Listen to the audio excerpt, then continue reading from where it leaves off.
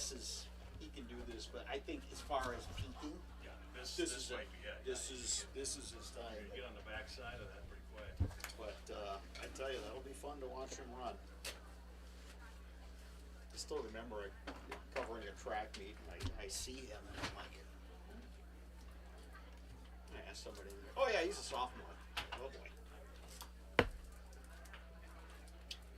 Between him and Paul DeLakis in swimming, in the individual sports, those two have to be the best this area has ever seen.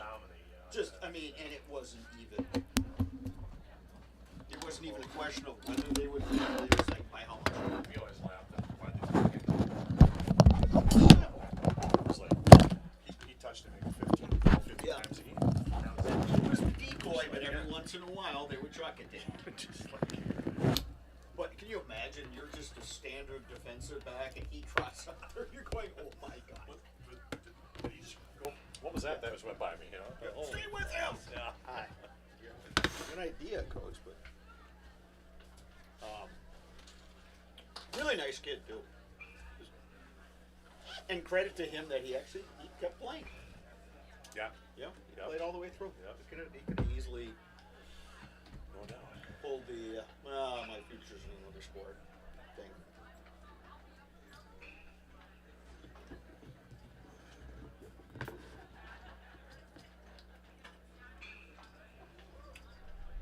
So we got a team we don't know wearing red numbers on black jerseys, black and red pinstripe pinstripes? jerseys. Yep. Black pinstripe jerseys?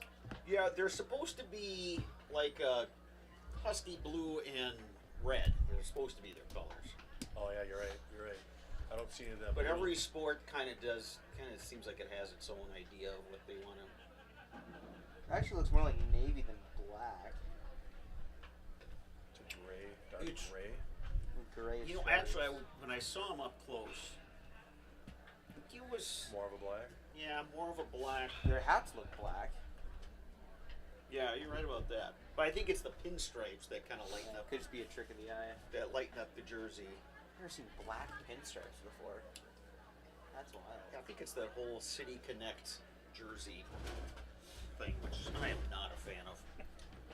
Well, those Brewers jerseys, Who they was look it? like slow pitch softball jerseys, and Yeah, who's the other team that it has no color of their normal team? Who well, the was Red it? Sox were Boston Marathon yellow. Oh yeah, and blue. yeah, They that's look right. like- they that's look right. like UCLA. They did that. And then there was it Philly? Might have been Philly.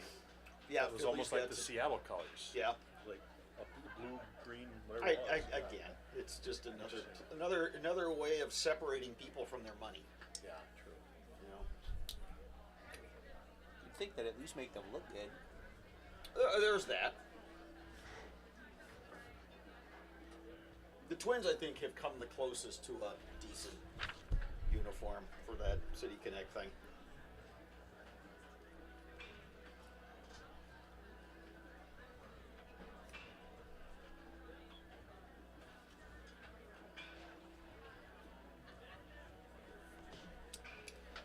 Pitcher for Arrowhead is a sophomore. It's got- Okay.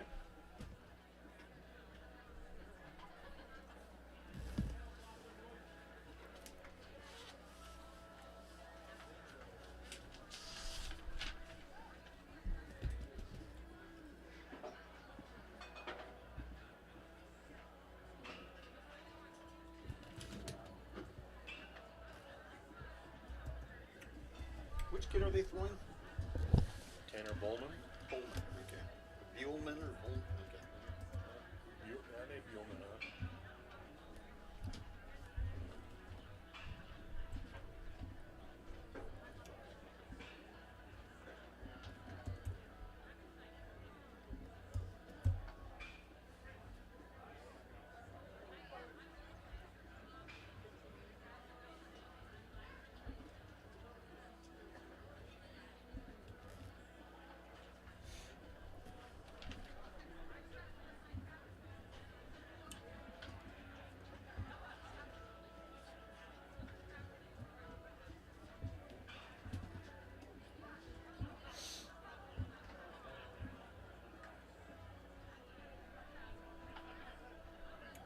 gotta say, I do like their logo. It kind of reminds me of like the Oilers, A little bit.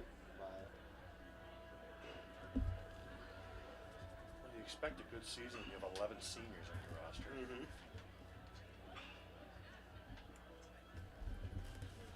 Yeah, my last year we had that.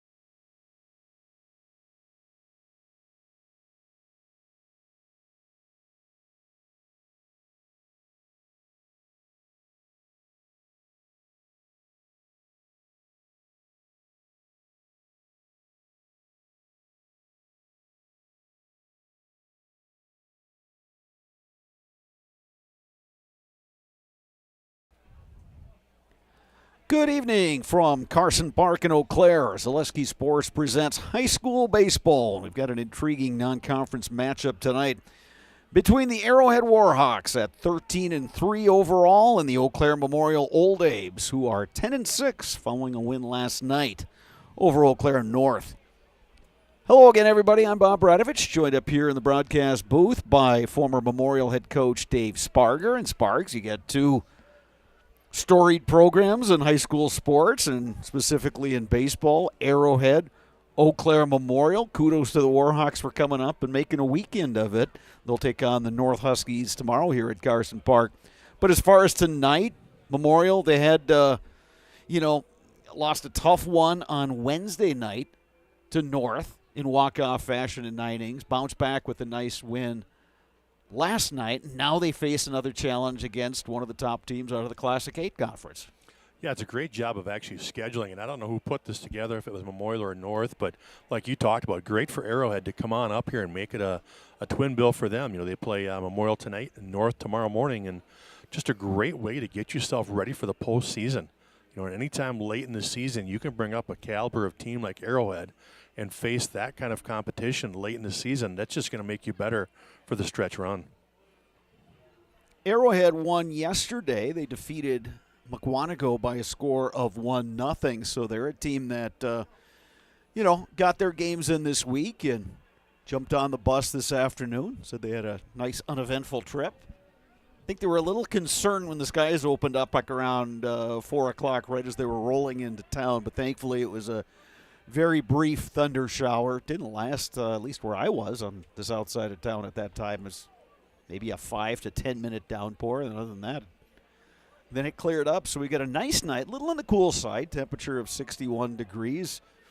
Lights have been on for a while. There was a previous game here at Carson Park, Dairyland Conference game between Concord Fountain City and Eau Claire Emmanuel Lutheran. The Pirates did win that one over the home team Lancers. That game, because of not only just the rain, but the fact there was lightning in the area, that game got delayed a little bit. So a little later start time for this one. And right now, they will be honoring the 1964 state champion Eau Claire Memorial baseball team. So great to see a lot of those guys, and a nice turnout, and another instance where you can link past and present. Yeah, just a great opportunity again, just to bring back the guys that have made your program. And again, it's been a long time for state champs at Memorial, and plenty of these fellows still around to come back and get recognized again. It's just a great event tonight for these gentlemen to come back for. It's so funny, Sparks. So a number of these guys, you see them at games during the course of the season. They enjoy coming to the ballpark and staying kind of close to the program. They had a nice reception over at one of the pavilions in the park, just outside here, the baseball complex. So really nice to see that, and outstanding for, both of these teams to kind of recognize, what these guys went through. It's not all that different from what these guys are going through right now as current high schoolers. Yeah, absolutely. And I took the opportunity to introduce myself to many of those gentlemen and just said, hey, I'm a former head coach here with the program, and just what a great tribute to you guys to come back. And like you said, so many of them actually still follow, the old Abes, even through the years, that several of them said, oh yeah, coach, we know who you are, and stuff like that. I was stunned, like I said, they haven't played since 1964, but they keep following the old Abes. It just doesn't matter how long they've been out. You got to stay with your program, I guess. And you were mentioning too, Sparks, before we started our broadcast, of relatively few coaches since this 1964 team and the present day Old Abes in 2024. Yeah, we were trying to think back about it since 64. Right after them was Denny Bowman took over. And Denny was the head baseball coach and the athletic director for many years at Memorial. Then I'm pretty sure it was Jeff Abbott that took over after Denny Bowman, and then after Jeff Abbott, Casey Eckert took the program for 20 years. So Casey was there for a long stretch, and then that was my time to step in and take it for 8 years. And then Dan Rail took it for 6 or 7, and and now we've got Kyle Kaufman kind of leading the reins here now. So really, when you think back to all with 1964, that's not a whole lot of changeover. And of course, the history of baseball is in Eau Claire is very rich. Carson Park, just a beautiful ballpark. Former home of the Eau Claire Bears of the Northern League, and now the home of Eau Claire Express of the North Woods League. Also the home of the UW Eau Claire Blue Golds, the Eau Claire Memorial Old Abes, the Eau Claire North Huskies, Eau Claire Emmanuel Lutheran Lancers, American Legion in Eau Claire, not to mention Eau Claire Cavaliers amateur team.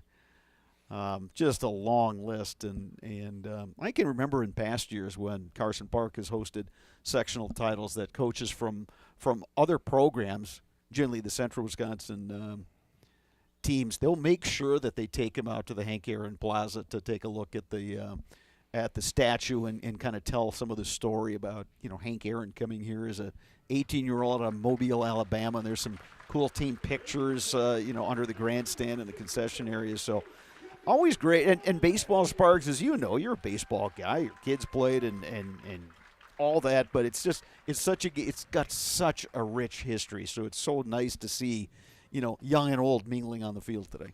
Yeah, and you go back to the history of just like you said, this park, the history that it holds, and and the kids coming up from Arrowhead. I mean, like you said, you bring them out to that plaza out front, and you get a chance to look at some of those plaques that are hanging up on the wall out there, and you talk about how Hank Aaron started his career really here, and you think about what he's done through his career and all the accolades that he was able to do as a player in the bigs and stuff, and again, just a great time for these kids to come on up here, and let alone the fact that you just look what great shape this park is in. I mean, this is truly one of the best stadiums to play in, and to think about as a high school kid, this is your home field. I mean, now Arrowhead gets a chance to come up here and go, holy smokes, this is what you guys use for your home field.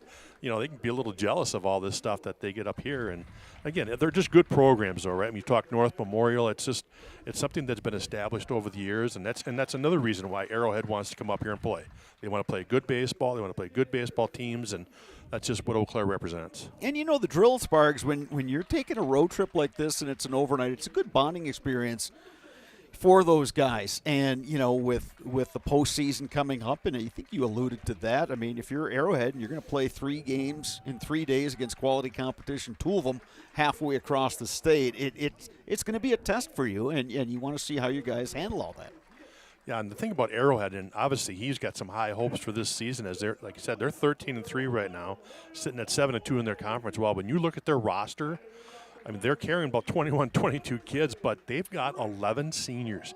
And when you're led by that many seniors in your program, you expect to have a season like they're having. You want those seniors that have all the experience to lead you through the postseason and hopefully get you down to state. So, again, just another reason why Arrowhead's looking for some good competition across the state. Eau Claire Memorial being introduced right now. They will go with Logan Zinsmaster on the mound. Blake Francois will handle the catching duties. Sawyer Stein over at first base. Ian Bauer plays second. Leo Lausch over at third. Blake Buer is the shortstop. Outfield, left to right. Elliot Height, Grant Locken, David Ankeny. Arrowhead Warhawks, their batting order will look like this. Leading off, Issei Takahashi, the center fielder. Cam Carter, the right fielder, will bat second. Third baseman Jacob Lorbecky will bat third. Batting fourth, the first baseman Brady Carpenter. Josh Gilroy, the catcher, will bat fifth. Batting sixth, the left fielder Brady Beck. Batting seventh, DH Nico Frangopoulos. Batting eighth, second baseman Brendan Foley. Carter Scott, the shortstop, will bat ninth. On the mound for Arrowhead today will be Tanner Buellman. Today's pregame show brought to you by Asher Exteriors. Call Asher's for your free no-obligation estimate at 888-GO-ASHER or visit goasher.com. That is goasher.com. Get off the ladder and get gutter helmet with Asher Lasting Exteriors. Trust the experts on your most valuable asset, your home. Give them a call today, 888-GO-ASHER. Right now, our national anthem.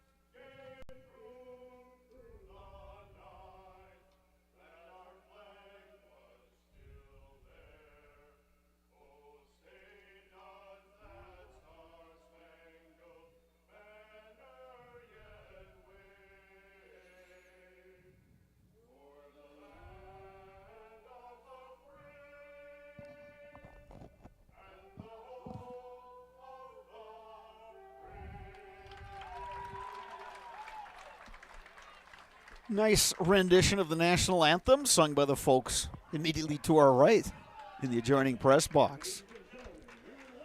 Eau Claire Memorial wearing the purple jerseys tonight. Pinstripe pants. And the black caps. Arrowhead wearing the black uniforms with the pinstripes. Red and blue trim. Warhawks and Old A's getting set to play here at Carson Park. Marshfield Dairy Fest is May 31st through June 2nd. Check out marshfieldchamber.com for all the details. See you in Marshfield for a fun-filled weekend. Herrick and Hart Law Office, they have been on the side of the injured since 1951. Find them at eauclairlaw.com. Sparks, when you were coaching and you had a non-conference game like this, albeit a high-profile non-conference game, what were you hoping to see out of your team? Well, right now you just want to carry over from last night. They played so well against North last night. You know, winning 8-1. They jumped out early. They got 4 runs in the bottom of the first, and they just kind of kept tallying on that whole game. So right now it's just a matter of, can we keep it going? You know, can we keep that same kind of focus and determination, I guess, you know, of playing good baseball. I mean, like you said, we're only, 2 weeks away from the seed meeting. I mean, we're getting down there all of a sudden. It feels like we just started. But all of a sudden, we're talking about seed meetings and, you know, getting down to the end of the conference race. So right now, it's about playing your best baseball and just being consistent. Yeah, both the Big Rivers Conference and the Classic 8 yet to be decided. Probably will go down to final ball games, and then, you know, you look at the sectionals. This sectional around here with the likes of Hudson and River Falls, North and Memorial, Chippewa Falls, Arrowhead down in its sectional, also loaded down there. Stepping in to lead off, Issei Takahashi, left-handed hitter, takes ball 1 from Logan Zinsmaster.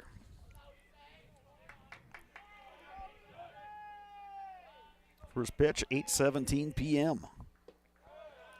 Zinsmaster delivers just a bit outside. 2-0 now to Takahashi. Yeah, Logan Zinsmaster, he's got 18 innings pitched so far this year, ERA of 3.88. So he has been on the mound a little bit here for the Old Abes. We've actually seen him a couple times come out of the bullpen for the Old Abes.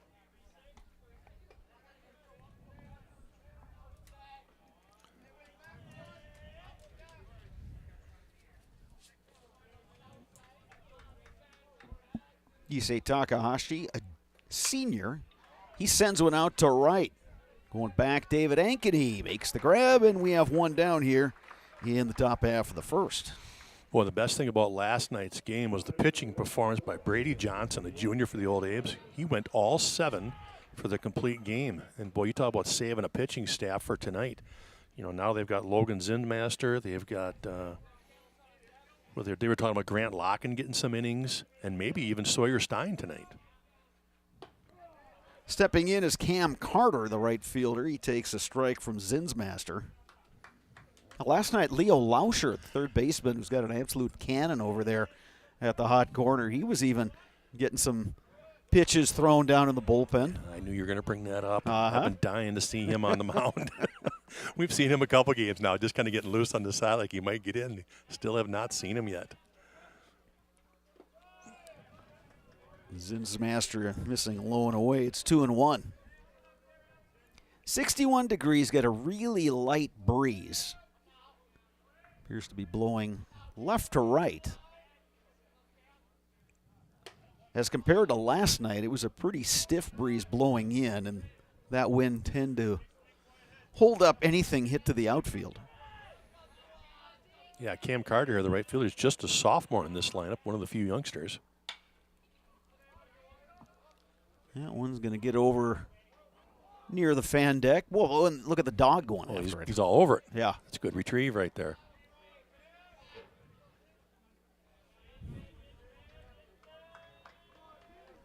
Full count now to Cam Carter.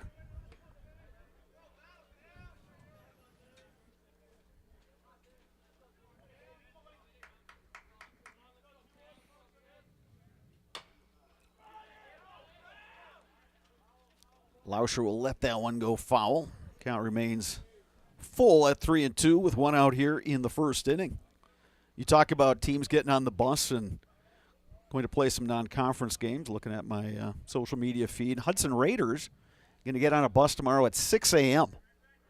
to go down to Sun Prairie East, your old stomping grounds. Oh, yeah, that's going to be a great battle. And playing a quad down there. So, yeah, we were able to do that once when I was the head coach, go down to Sun Prairie and play. There's some great baseball down there. In fact, I think Sun Prairie East is ranked #1 in the state right now. Ian Bauer over to Sawyer Stein for the out. 2 down here in the top half of inning number 1. Here's Jacob Lorbecki stepping in.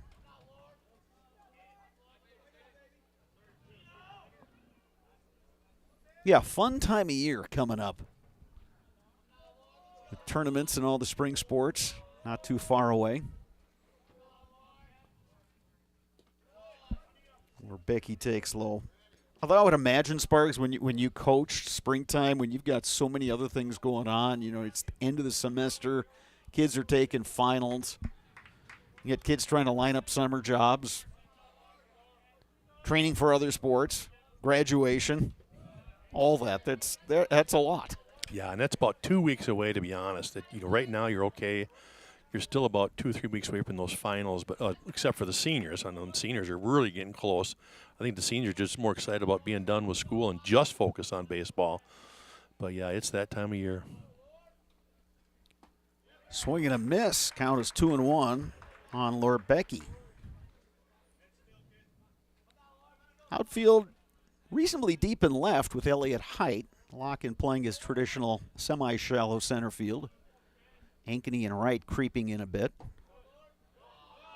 Breaking ball misses. 3-1 now to Lorbecki.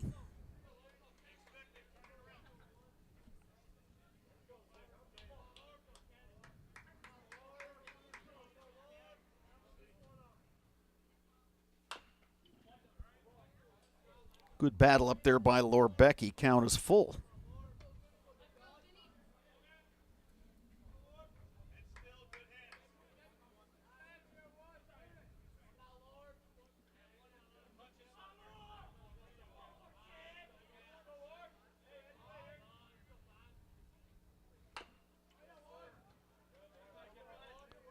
Sparks, compared to the game previous to this one, that Emmanuel Lutheran versus Concord Fountain City game, that game, the wind was really whistling in that one. Yeah, it's kind of quieted down a little bit. Yeah, so we're happy with that. Absolutely. We had that front come through, like you said, and just kind of rained for about 15 minutes, and now as the sun's setting, it's calmed down. And Lorbecki works the walk. That was a good at-bat right there. Lorbecki fouled off about three good pitches and battled his way into that walk. Here's Brady Carpenter, cleanup hitter, first baseman for the Warhawks.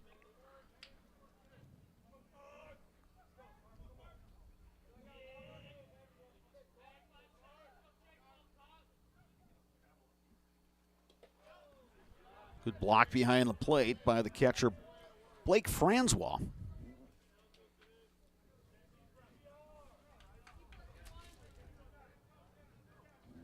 Francois is a junior. One of 2 junior catchers on the roster for the Old Abes. Runner goes. And it's a stolen base for Lorbecki. So the Warhawks have a runner in scoring position. With 2 down and the count 1-1 to Brady Carpenter.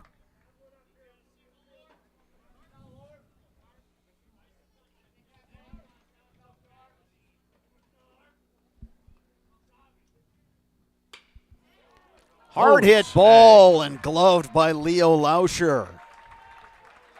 Warhawks are retired in their half of the first. Old Abes coming to bat. You're watching high school baseball on Zaleski Sports. Asher Laston Exteriors is committed to craftsmanship, innovation, and outstanding customer service as Western Wisconsin's trusted gutter and gutter helmet experts. Our highly trained certified technicians can install gutter helmet onto new or existing gutters. Gutter helmet blends in beautifully with your home, can withstand the heaviest of rainfalls, and is backed by a lifetime transferable warranty. Save up to 20% with 0 down and no interest or payments for up to 18 months with seamless gutters and gutter helmet. Brought to you by Asher Laston Exteriors.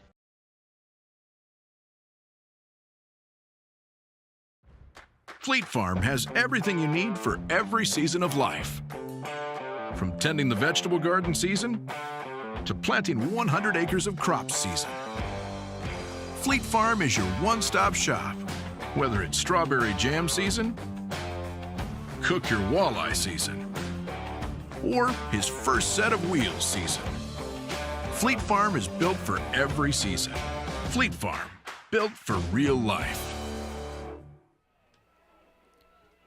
HS Fence has been serving Wisconsin's commercial and residential fencing needs for the last 18 years. HS Fence specializing in chain link, vinyl, wood, and ornamental fencing. Castle Insurance, based in Eau Claire, is your local independent insurance provider. For all your insurance needs, you can depend on Castle Insurance. Tanner Buellman finishing up his warm-up throws. Josh Gilroy is his catcher. Brady Carpenter plays first base. Brendan Foley down at second. Jacob Lorbecki at third. Carter Scott is the shortstop. Outfield, left to right for the Warhawks. Brady Beck, Issei Takayashi, and Cam Carter. Buellman will face this batting order for the Old Abes. Grant Locken, center fielder, will lead off. Batting second, the left fielder, Elliott Height. Batting third, the first baseman, Sawyer Stein. Third baseman, Leo Lauscher in the cleanup spot. Batting fifth is the right fielder, David Ankeny. Batting sixth, Ian Bauer, the second baseman. Shortstop Blake Buer will bat seventh. Batting eighth, the DH Tyler Iverson. And batting ninth, the catcher, Blake Francois.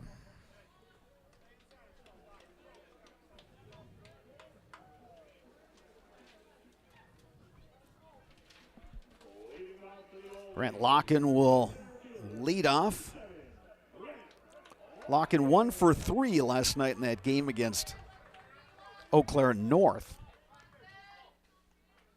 Yeah, we've talked a lot about just what a nice job he's done at the leadoff position here for the Old Abes this year, and hitting close to 400 on the season, just finds his way to get on base. So a good leadoff guy for the Old Abes. Buellman, the left-hander, will work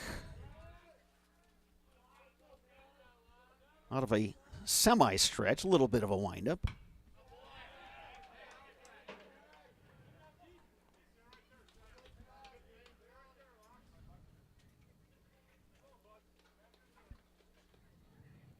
Tanner Buellman, just a sophomore.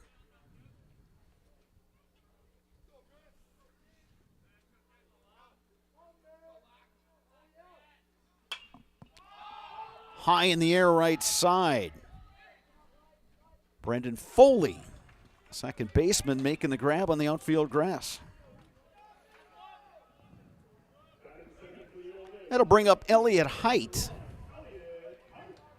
Height's final at bat last night. He cracked one over that right center field fence, just at the part of the fence where it drops down for that very short fence by the fan deck. But Height's blast cleared that high fence out there. He was 2 for 4 last night.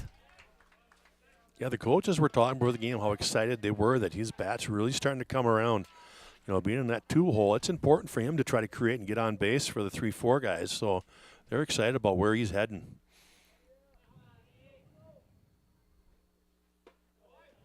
Height takes that one low.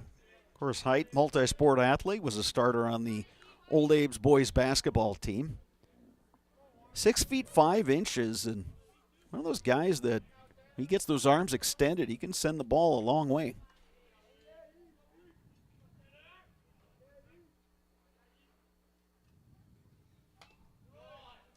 Fights one off there. It's 1-2.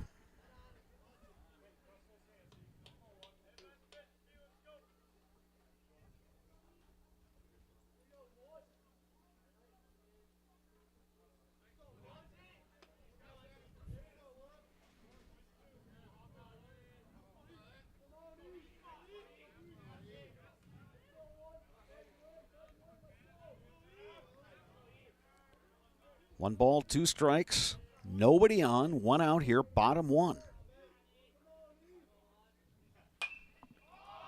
Height pops one up. Foley, the second baseman, camped under that one.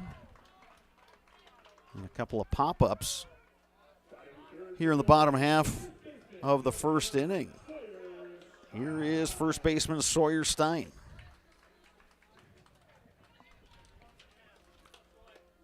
Sawyer Stein took a moment there to talk to Elliott Height as he came by, just kind of talking about what the pitcher's throwing, what he saw, get a little information before he steps in the box.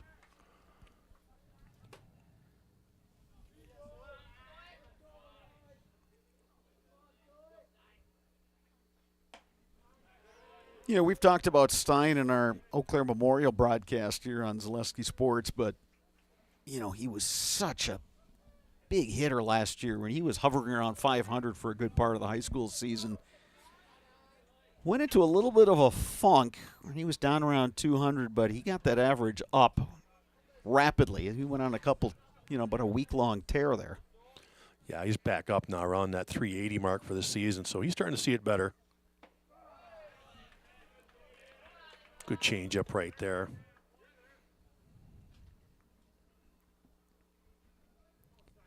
One ball, one strike. 2 down here. Bottom of the first, scoreless between Arrowhead and Eau Claire Memorial.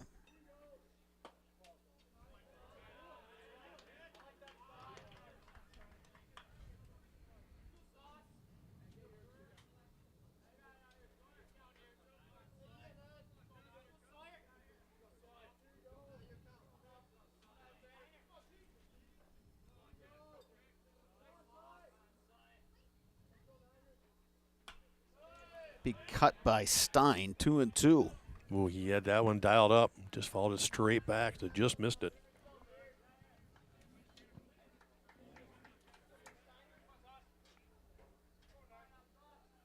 Buellman's got that interesting delivery. You see a number of guys at various levels that pitch like this. Kind of a semi-stretch. Strike 3 called. A delayed strike 3, but he gets the low call.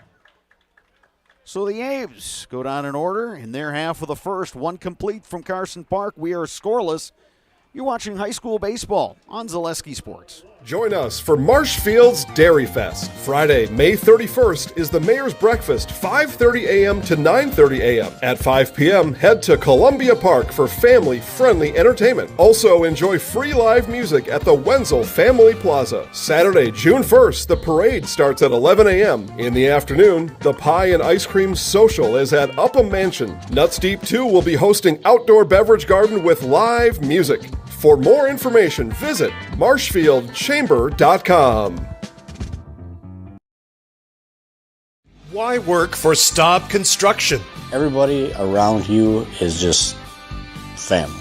Everybody seems to bond together and get along good, and They, I believe, truly care about their employees. Staub has a great benefits package. Staub is an employee-owned company that puts a large emphasis on work-life balance. And everybody wants to see everybody succeed. It's a good place to work. Join the team at Staub Construction. Apply now at staubco.com.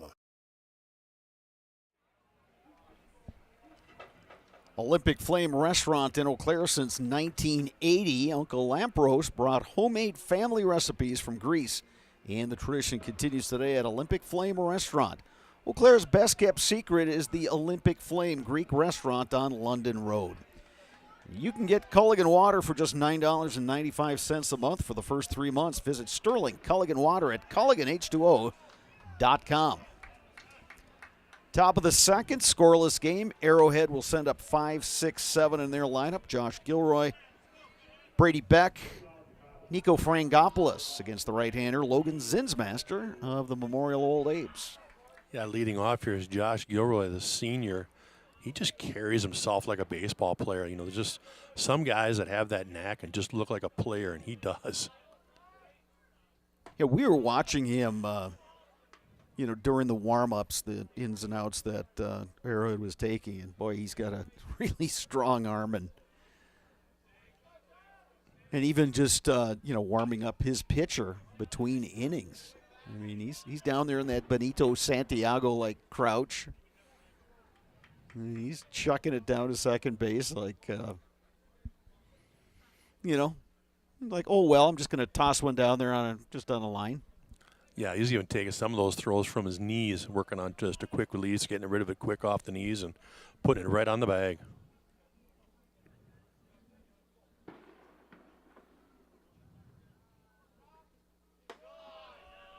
Breaking ball up high is Zinsmaster throwing to Gilroy.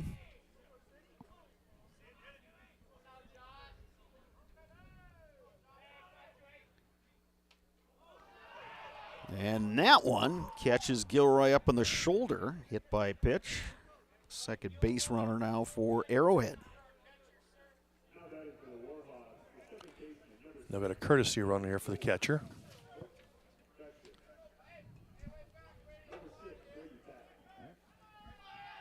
Brady Beck.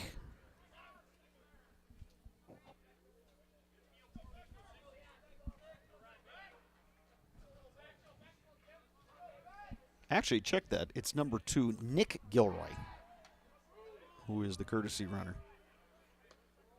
Yeah, Brady Beck's here up to bat.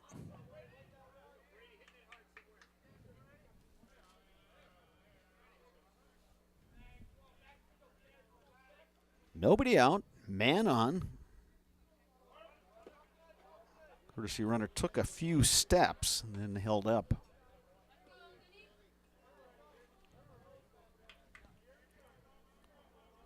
Ball and no strikes to Brady Beck, the left fielder.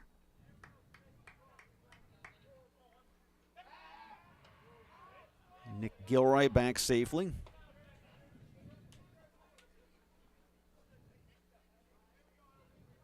Arrowhead stole a base last inning, so Zinsmaster's working hard to try to keep him close. Baseman Lauscher creeping in, runner goes. And they got got him him hung picked. up. Stein down to second. They're going to run him back. And Stein applies the tag. Yeah, Nick Gilroy took off and almost just slammed on the brakes. The problem was he slammed on the brakes halfway. So he just was non-committal. He didn't know, to go all the way or try to get back. He just kind of froze, and the old A's picked him off.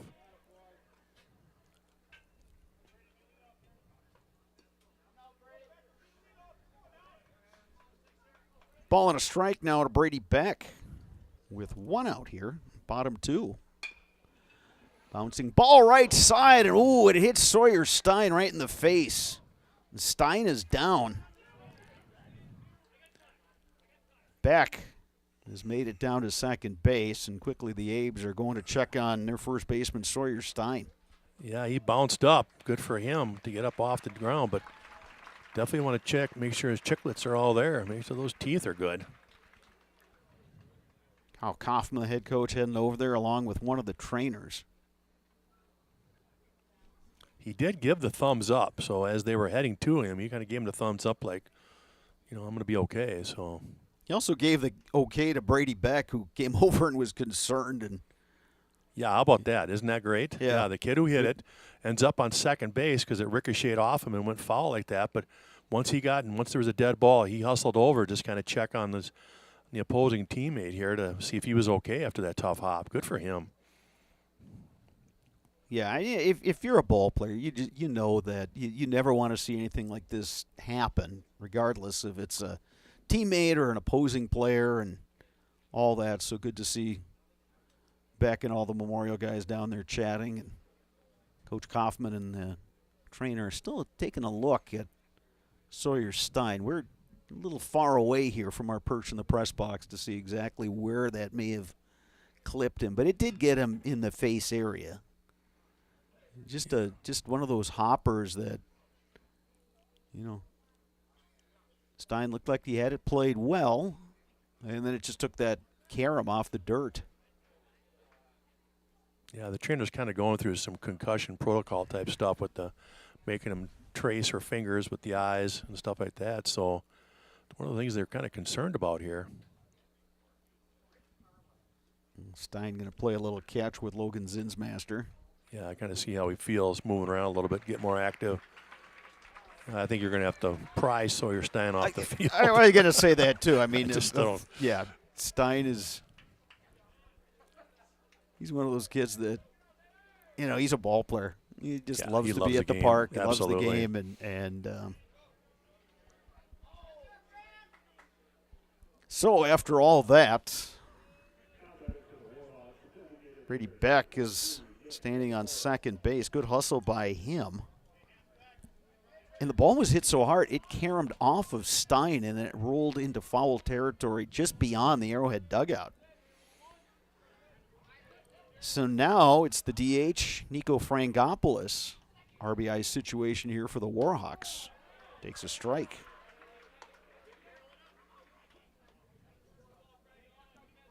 First hit of the ball game. That's a bad hop single. Off the bat of Brady Beck. How big was that pickoff prior to that? Yeah. Check swing. Ruled the ball 1-1 now to Frangopoulos. Stein is playing up, even with the bag at first. Lauscher is back at third. Pitch from Zinsmaster misses outside. It's 2-1. Now Stein's starting to back up. I think he definitely can play deep with one out. It's not like he wants to bunt. He wants to drive in and run, and you got that lefty up.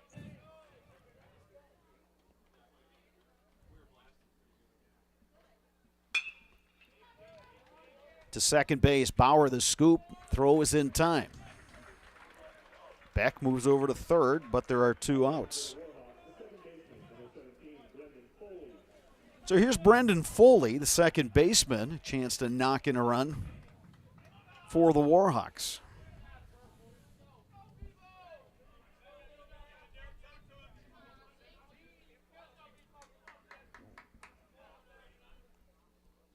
Infield playing back, outfield medium, deep, straight away all the way around. Breaking pitch just a little outside.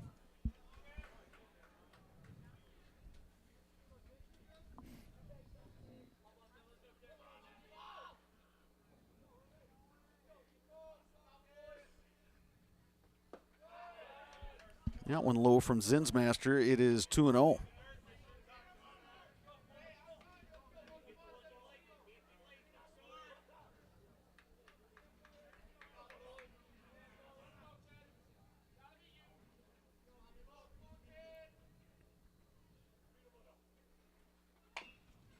Here's a little roller. Zinsmaster the scoop and the throw, and the Old Abes get out of it. Great changeup right there.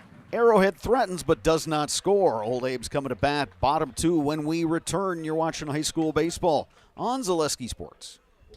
You're tuned in to Better Halves. Mike, what are you looking for? Skip, I'm not getting older. I'm getting better. I still got big plans for my life and my Medicare. I know exactly what you want from Medicare. Same as all the other guys. Me!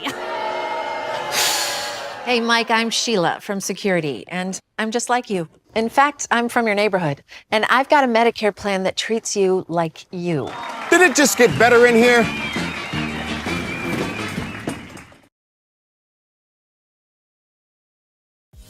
Culligan Water delivers. From your first call, to your first sip, to your first soak. Culligan, give us a tap. The only water that comes with a van.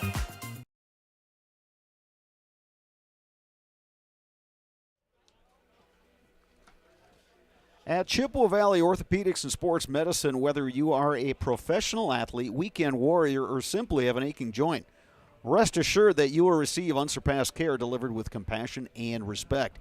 When you need it most, visit the sports medical experts at Chippewa Valley Orthopedics and Sports Medicine. Stop Construction is a premier builder of municipal and industrial water and wastewater treatment systems in the Midwest. Stop Construction, a 100% employee-owned company. Old Abes will send up 4, 5, 6 in their batting order here in the bottom half of the second. Leo Lauscher, David Ankeny, Ian Bauer against the lefty, the sophomore, Tanner Buellman.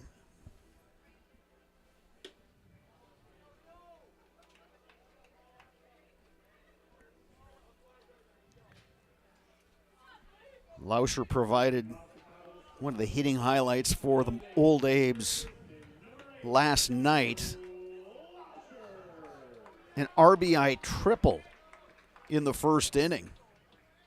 Also singled and scored in the fifth. Finished 2 for 4, but Sparks, he's been hot all season. He's not had any dips, and even his outs are loud outs. Yeah, he's had a real good season. Last year he was actually a little bit banged up. He was coming off a little bit of a knee injury, and so he kind of struggled out of the gate last year. And boy, he's healthy this year. He's dropped weight. He has really put himself in top shape this year.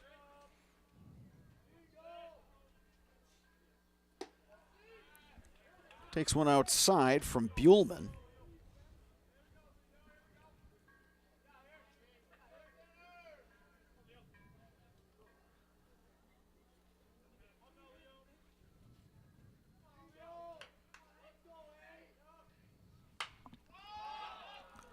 Sky high pop-up, right side. Brady Carpenter makes the grab.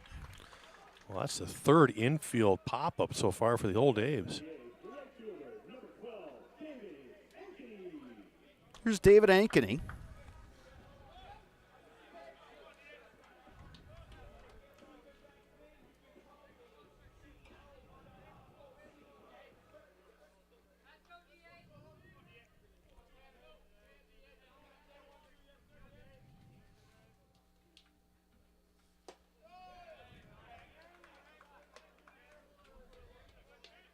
Ankeny, a first-year starter for the Old Aves, but he's been a really solid performer for Memorial all season long.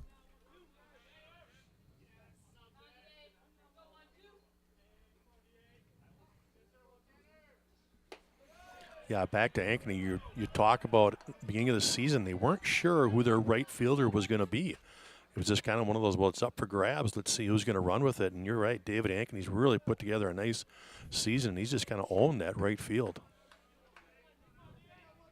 Get an 0-2 hole here. And Buellman records a strikeout, his second of the game. I'm going to bring up Ian Bauer. Bauer had a really nice game yesterday against the North Huskies. Bauer was 3 for 3 with an RBI.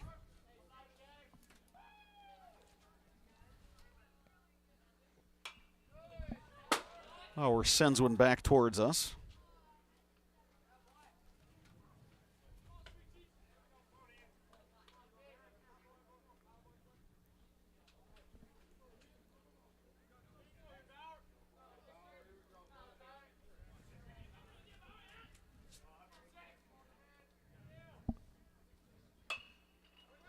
To the left side, Carter Scott charges, throws, and they got him by about a half a step. Good Great play. Yeah, nice job of Carter short. Scott. Great play. Abe's go down in order in the second. 2 complete from Carson Park. We are still scoreless between Arrowhead and Eau Claire Memorial. You're watching high school baseball on Zaleski Sports. Today's game is brought to you by Toyson Ford. Stop in at Toyson Ford to pick out your new ride. Come see why all your friends and neighbors say you'll find a friend at Toyson Ford.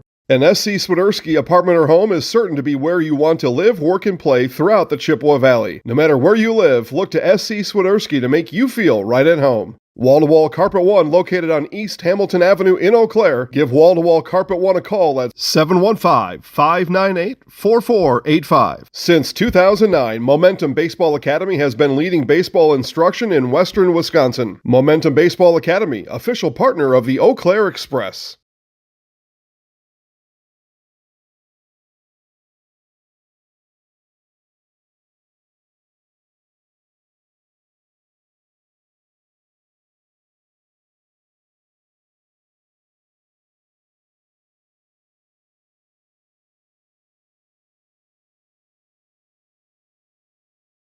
Asher Laston Exteriors is committed to craftsmanship, innovation, and outstanding customer service as Western Wisconsin's trusted gutter and gutter helmet experts. Our highly trained certified technicians can install gutter helmet onto new or existing gutters. Gutter helmet blends in beautifully with your home, can withstand the heaviest of rainfalls, and is backed by a lifetime transferable warranty. Save up to 20% with zero down and no interest or payments for up to 18 months with seamless gutters and gutter helmet. Brought to you by Asher Laston Exteriors.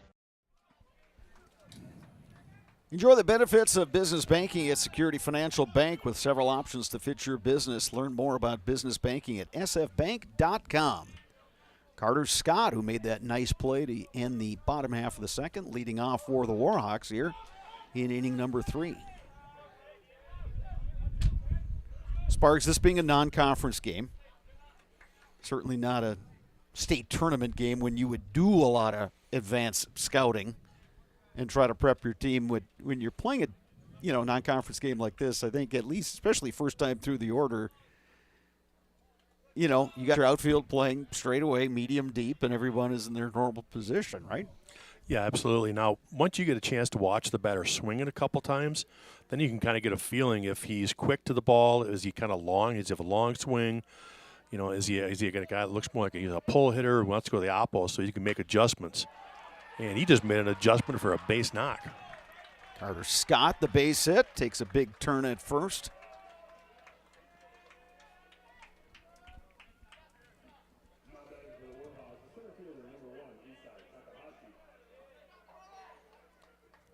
Second hit for Arrowhead, back to the top of the order in Isai Takahashi.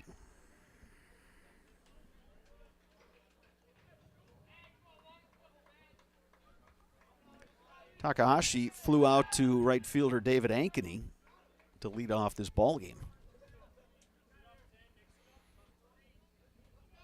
And like you said, now second time through, they can start making that adjustment. You could definitely tell he's a good pull hitter. He's got a quick bat.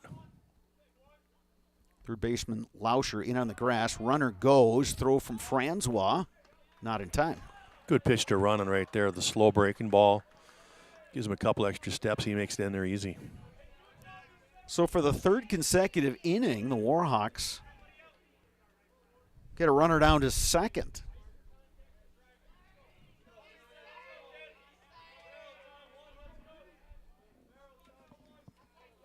Now it's the first baseman Stein creeping in. Takahashi not bunting there. It's 1-1.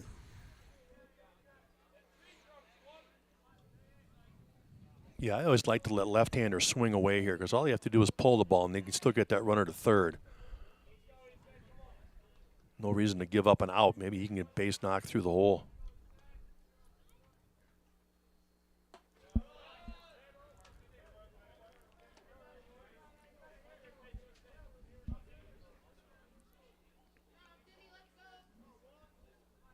Two balls and a strike to Takahashi.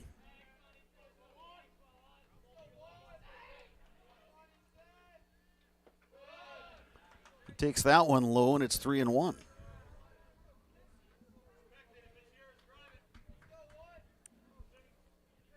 Night starting to fall here in Eau Claire.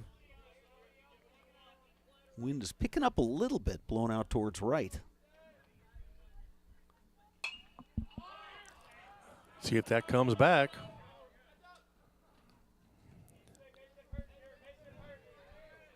Count is full now to Takahashi. Wonder if Francois lost the sight of that one because that one kind of came back not too far from come back on the field. Zinsmaster hustling all the way in to see if there was a play. Yeah, originally when he hit that one, you're thinking that's going to be on the rooftop, and it kind of curled back and wound up on the screen. 3 balls, 2 strikes. Nobody out. Runner at second. Strike 3 called. Good pitch on the black outside corner. Here's Cam Carter, who bounced out to second base in inning number 1.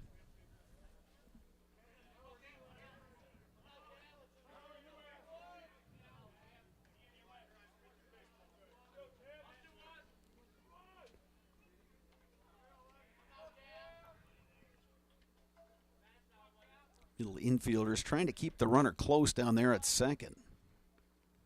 Long look by Zinsmaster, and he drops one in for a strike.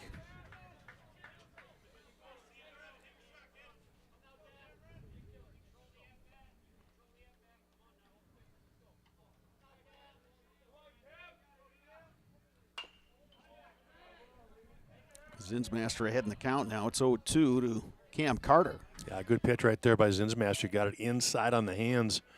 Really not much that Carter could do with it. He had to pull that one foul. So he's up big now, 0-2 in here.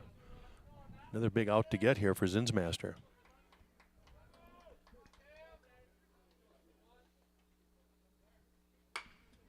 Ground ball, Lauscher has it, checks the runner, guns it across in time.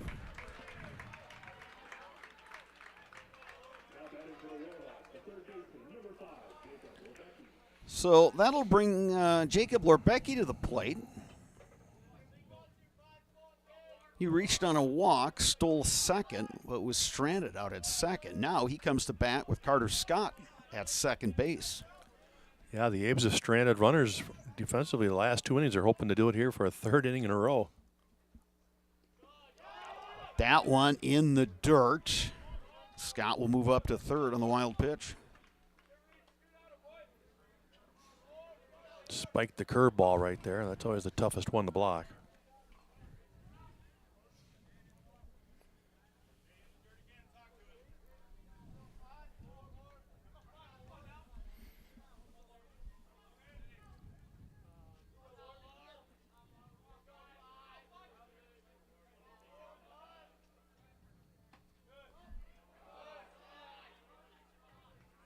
Must have been just a little low on that one. Yeah, I'm kind of taking a look at that one and kind of wondering where that one missed. Yeah, it seemed like it got plenty of the plate. Just must have been a little down.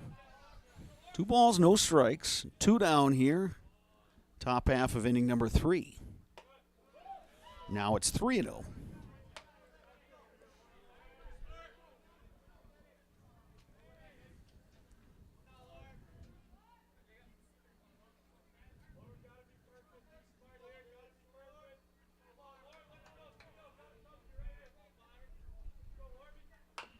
Swinging 3-0. A lot of confidence there in your 3-hole hitter. May have heard the chatter coming from the bench. Got to be perfect, and he saw a pitch to his liking, and that one got a lot of plate.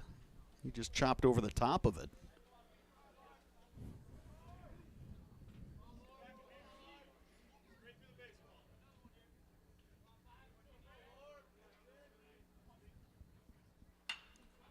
Right at the second baseman, Ian Bauer. Lorbecki hit it well, but right at Bauer. And again, Warhawks leave a runner on in scoring position. Bottom of the third coming up. We're still scoreless. You're watching high school baseball on Zaleski Sports. Fleet Farm has everything you need for every season of life. From tending the vegetable garden season to planting 100 acres of crops season. Fleet Farm is your one-stop shop.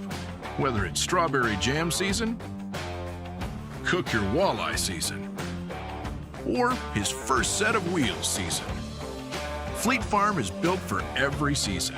Fleet Farm, built for real life. Join us for Marshfield's Dairy Fest. Friday, May 31st is the Mayor's Breakfast, 5:30 a.m. to 9:30 a.m. At 5 p.m., head to Columbia Park for family-friendly entertainment. Also, enjoy free live music at the Wenzel Family Plaza. Saturday, June 1st, the parade starts at 11 a.m. In the afternoon, the Pie and Ice Cream Social is at Upham Mansion. Nuts Deep 2 will be hosting outdoor beverage garden with live music. For more information, visit marshfieldchamber.com. The Dahlman Insurance Agency provides business, home, auto, and farm insurance throughout the Chippewa Valley. Contact Eric Knutson in Elk Mound or Wayne Dahlman in Eau Claire. Dahlman Insurance, come for the rates, stay for the service. Eau Claire Memorial will send up 7, 8, and 9 in their batting order. Blake Buer, Tyler Iverson, and Blake Francois against the lefty, Tanner Buellman, who's faced 6 Old Abe's hitter, and he's retired each one of them.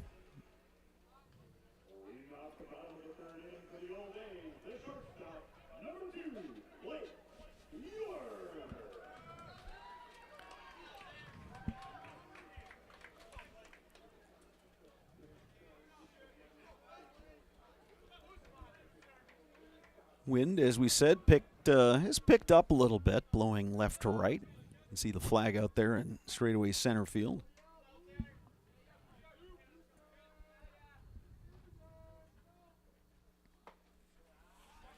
Buer takes one low, ball 1.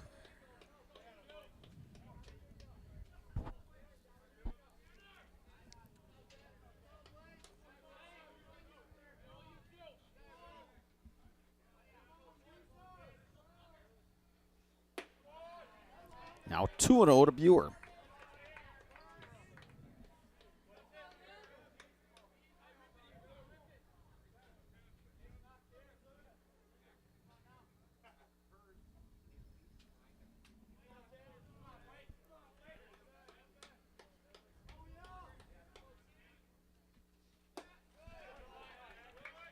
Two balls, one strike, the count on Blake Buer. Well, Buer didn't get cheated on that 2-0 swing. That's what you like to see, though, in those positions. You got a 2-0 pitch coming your way. You got to be aggressive and get after it if it's something you like. Buellman's been around the plate right from the start of this one. Line to right, coming on. Carter makes a nice running catch. Yeah, it's been a good jump out there in right field on that one. Buer, good job there trying to go opposite field, but Carter tracked that one well.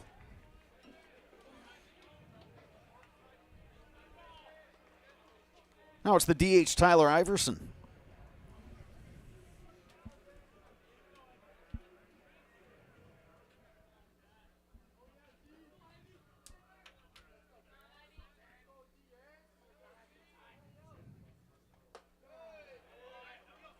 Takes a strike from Buellman.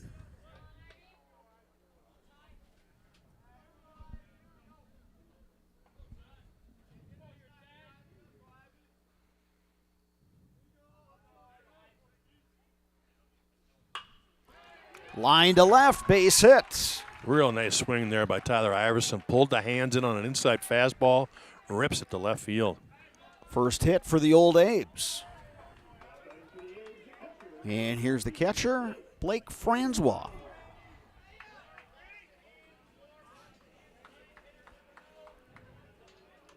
Francois getting the start behind the plate tonight for the Old Abes. Jack Harris had been the catcher in 2 games this week against Eau Claire North. Yeah, great opportunity to get your backup catcher in and get some action. Like you said, Wednesday and Thursday night, so here you come back Friday. It's a good time to give him a break. And both catchers for the Abes are juniors. Iverson short lead over there at first. Francois squares, puts down the bunt, but then it spun foul.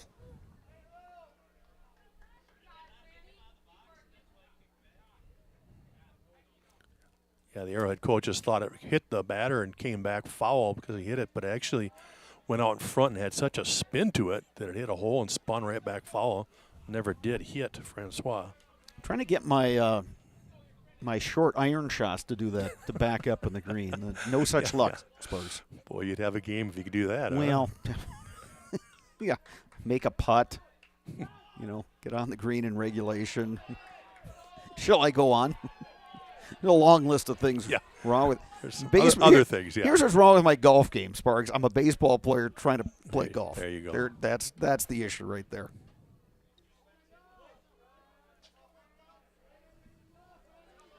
One ball, one strike, one out. Lorbecki, the third baseman, way in on the grass.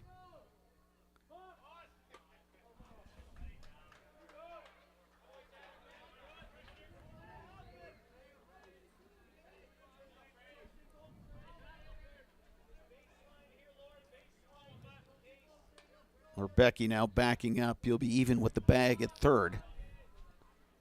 Carpenter, the first baseman, is holding Iverson.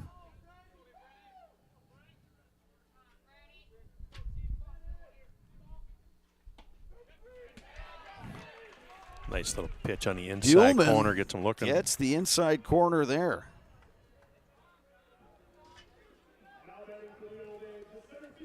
That's the third strikeout now for Buellman. Back to the top of the order and Grant Lock-in.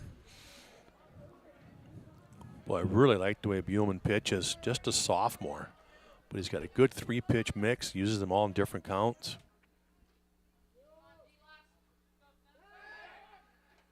And around the plate, too. Seems like he's hitting his spots. Yeah, he's yet to walk anybody or hit anybody. So, yeah, he's, like you said, he's on the zone and working it, in and out, up, down. He has yet to be in a 3-ball count to any hitter.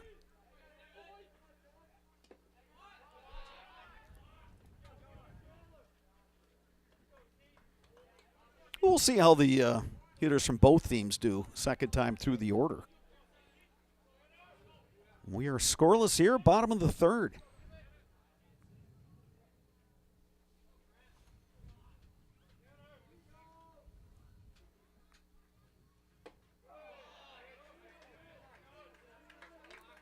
In a very delayed strike call there. It's 1-1. Yeah, I could hear the grunt for the strike at least, so I can tell he picked the corner there on the inside.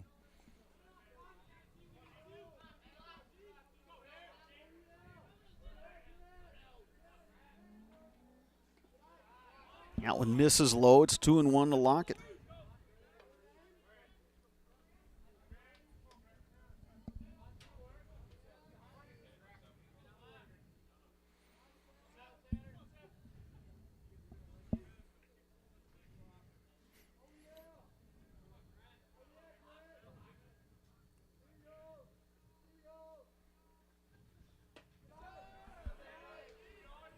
Three and one now the count to Lock-in. I knew you were going to put the announcer jinx on. Yeah, well, you know, no I'm three just ball. stating There it is. facts. There it is. Yep. Yeah. First three ball count, sitting 3-1 here to Lock-in. Lock-in is his first at bat, grounded out on the second pitch he saw from Buhlman.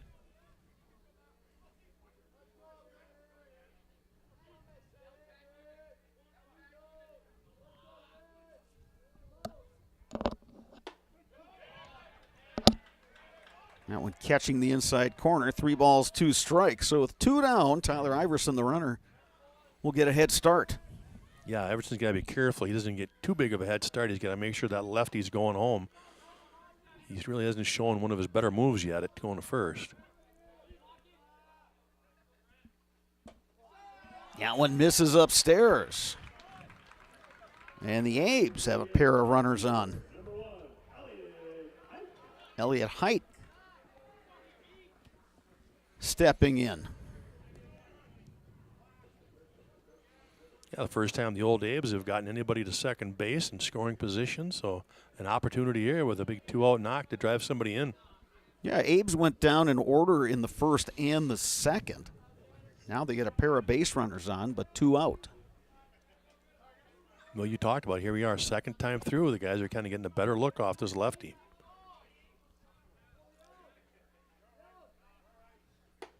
Height takes a strike. Good fastball from Buhlman. Yeah, I just reached back through a fastball right down Main Street to get ahead.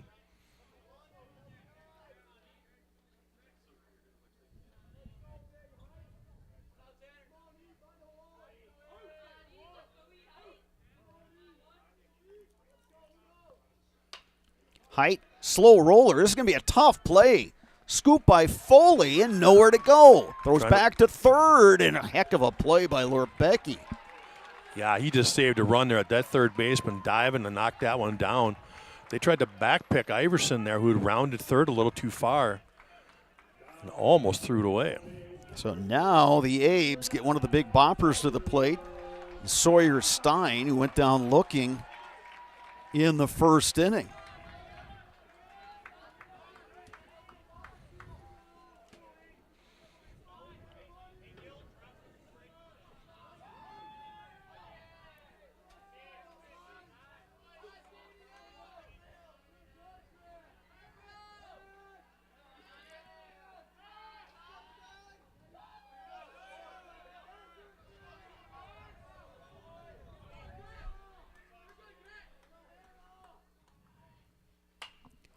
Stein swinging on the first pitch. It's Carpenter going over, and he can't make the grab. Yeah, it stayed in for him. He just kind of got confused on where the fence was.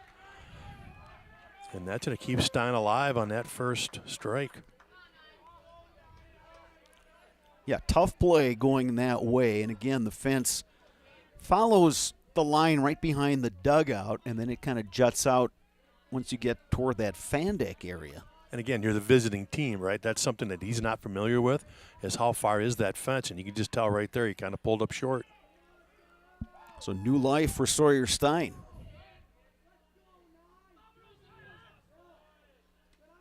That one gets away. Play at the plate. Well, no play at the plate. As Iverson scores. That was one of those times, and with the overhang of the grandstand, we can't exactly see straight down to the backstop. And the way that ball was coming in, I thought he would get the kick, but it hit the backstop and just came to a stop. Yeah, and I think by the time he got to it, he didn't want to really rush a throw back to home plate. He could tell he wasn't going to get him. So instead of trying to make a mistake and maybe throwing it by the pitcher and cost him another run, they just kind of ate it and conceded that one only. So Lockins at third, Height at second, 1-1 count now to Stein.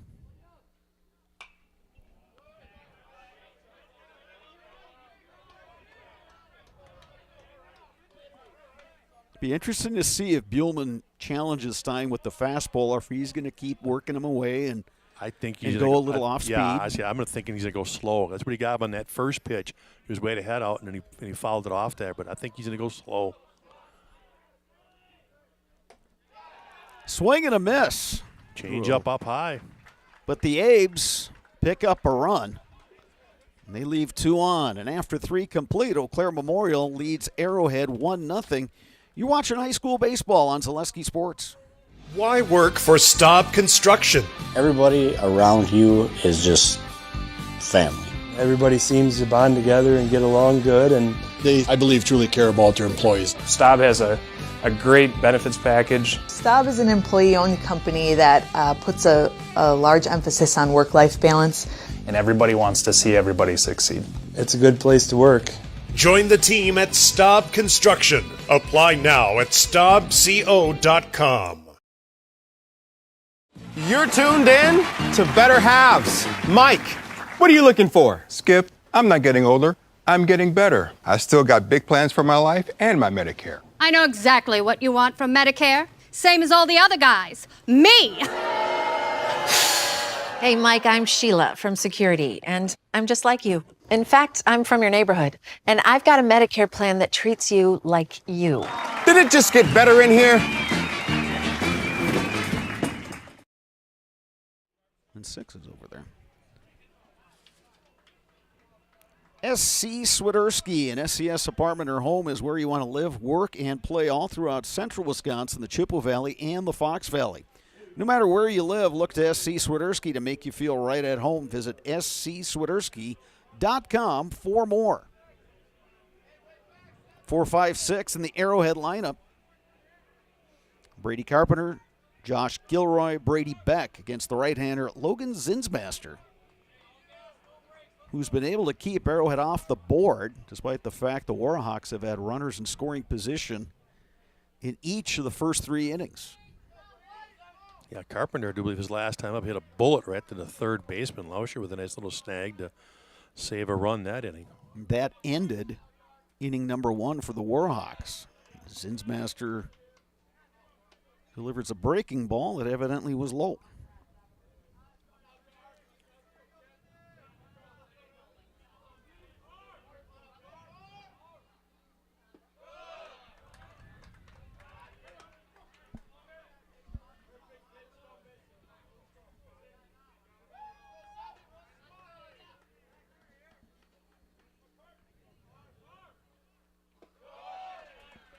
Three and 0 now to Carpenter.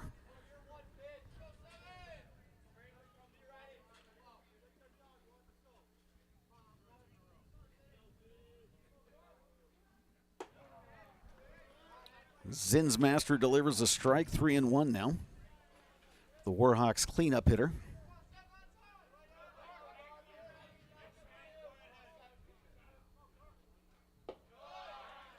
And Carpenter aboard via the walk. Yeah, this is where it's going to get interesting this inning with the old Abe and the pitching staff. You know, the Zinsmaster, he's basically done a lot of relief work and hasn't gone real deep in games. So, and they've talked about wanting to get other guys up in this game anyways. You got Locken and Stein, so we'll see how long they want to stick with him here in the 4th. And so far, the Warhawks have been aggressive on the base pass. We'll see if they put Carpenter in motion here. Zinsmaster thinking along with us. Yeah, they've gotten a few stolen bases so far in this game, and you're right. I think they're just going to keep looking to run. They've done a great job with jumps, and they're getting to second base pretty easily on these steals, so they'll probably just keep running. Gilroy, big cut there. He was hit by a pitch. Yeah, he wanted to hit in the that second pitch. inning. Yeah, and he was going to Oh, take my. out his frustrations. Yeah. And He wanted to put that on a football field right there. That was a good hack.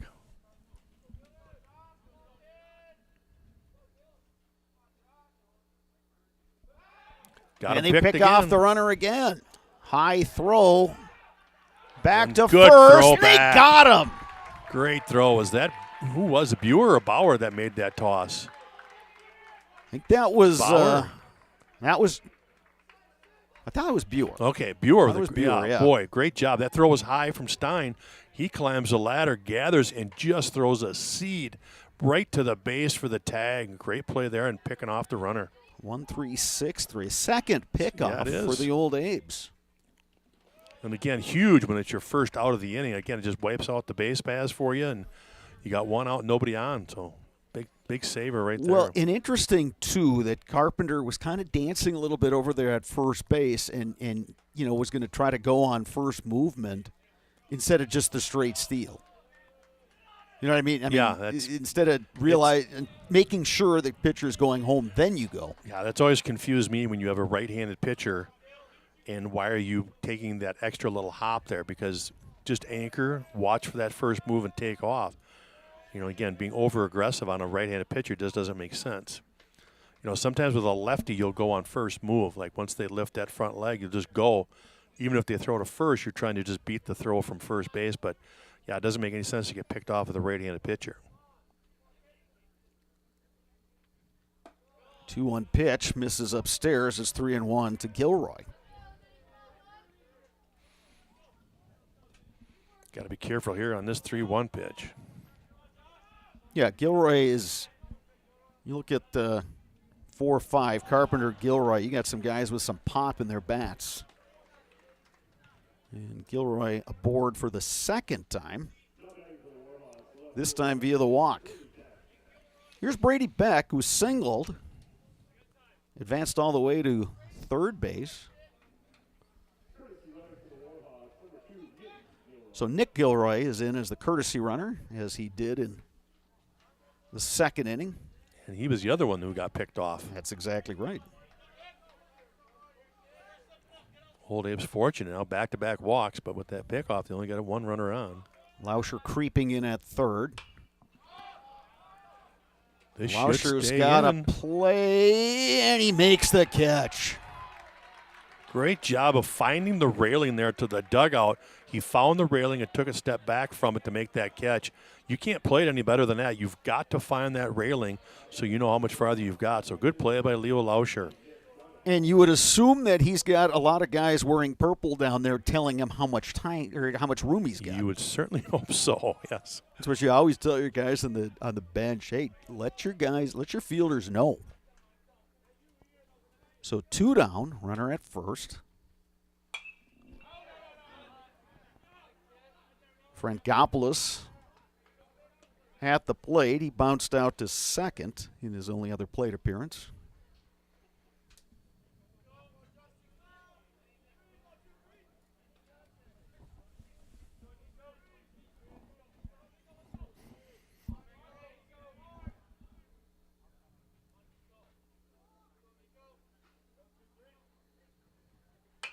Frankopoulos, hard hit ball to right. Ankeny is there, and he makes the catch.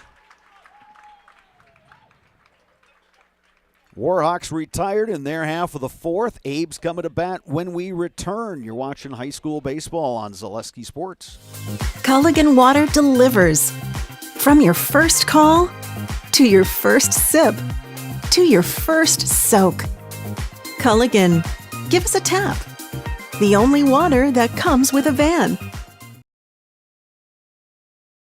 Today's game is brought to you by Toyson Ford. Stop in at Toyson Ford to pick out your new ride. Come see why all your friends and neighbors say you'll find a friend at Toyson Ford. An SC Swiderski apartment or home is certain to be where you want to live, work, and play throughout the Chippewa Valley. No matter where you live, look to SC Swiderski to make you feel right at home. Wall-to-Wall Carpet One, located on East Hamilton Avenue in Eau Claire. Give Wall-to-Wall Carpet One a call at 715-598-4485. Since 2009, Momentum Baseball Academy has been leading baseball instruction in western Wisconsin. Momentum Baseball Academy, official partner of the Eau Claire Express.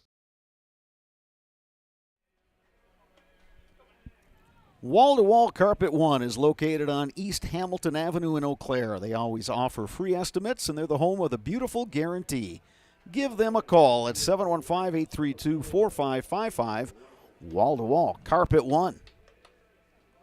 Old Abe's will send up 4, 5, 6 in their batting order. Leo Lauscher, David Ankeny, and Ian Bauer.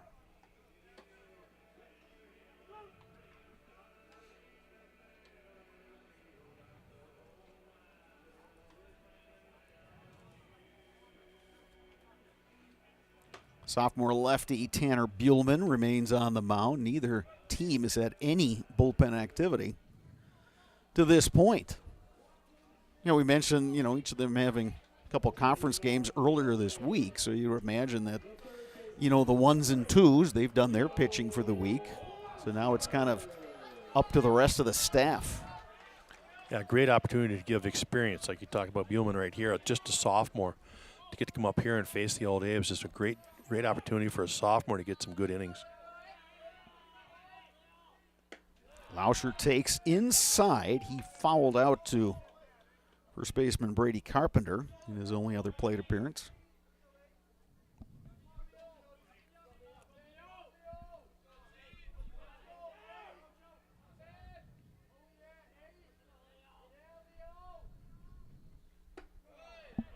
One ball, one strike.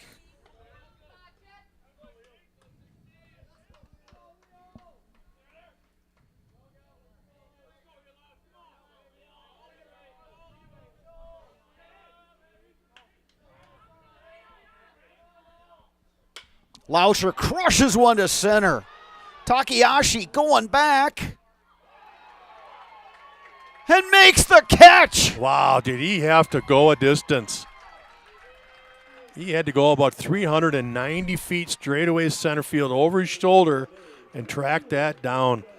Leo Lauscher can't hit it much farther than he just did right there. The problem was straight away. Issei Takahashi. Oh, my goodness. That was impressive.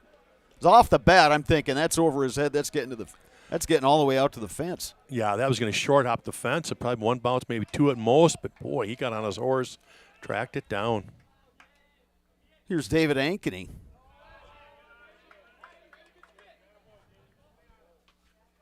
Boy, a tumbling catch out there in center by Takahashi. Nicely done.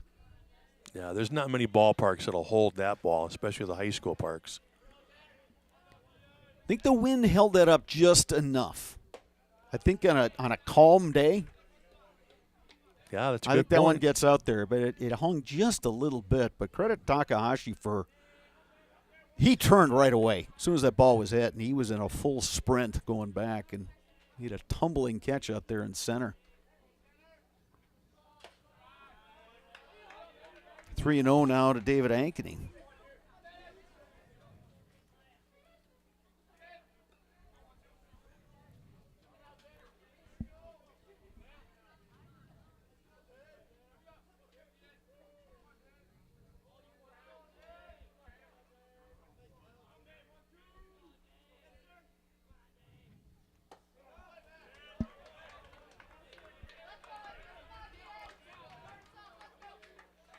Yeah, the dimensions here at Carson Park is 319 down the left field line, 302 to that short porch and right.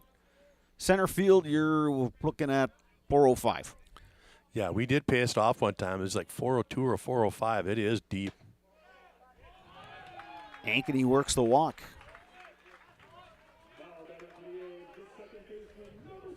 Here's Ian Bauer. Bounced out to the shortstop in his previous at-bat. Lefty-lefty matchup.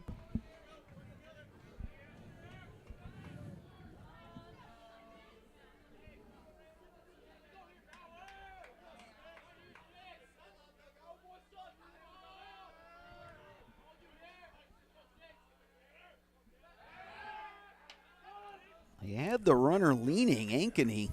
He did. He had a big lead, so I was kind of assuming it was a one-way lead. If you get a big lead, you're kind of just saying, all right, I'm going back no matter what. But he got kind of fooled there a little bit with that lefty move. Lucky to get back.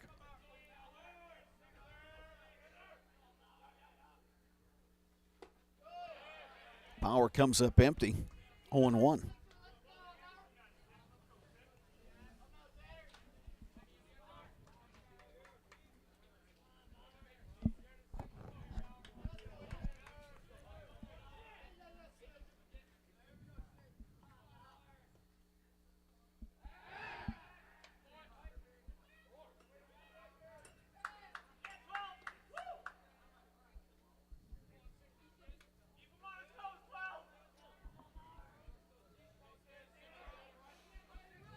No balls, 1 strike, 1 out, and a runner at first.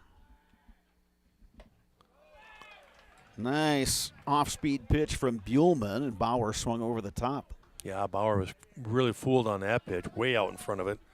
So like you said, something good off-speed right there. You said it, Sparks, a 3-pitch pitcher, and he's mixing them real well.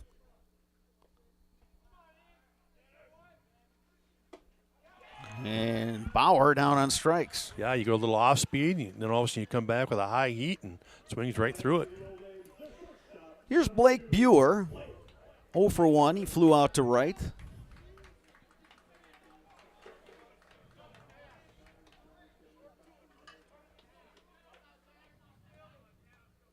This is also a true night game now, as opposed to, most of the games these guys play that are afternoon games. That one gets beyond the catcher, Gilroy, and Ankeny will wind up down at second.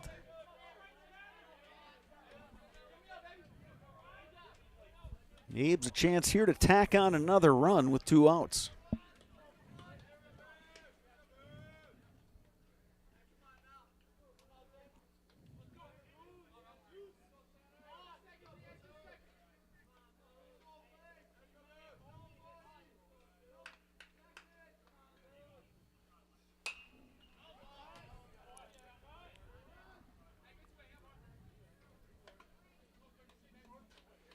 Buer had a good at-bat last time. He drove it hard to right field in the air, but it looks like he's trying to do that again, kind of working that right center gap.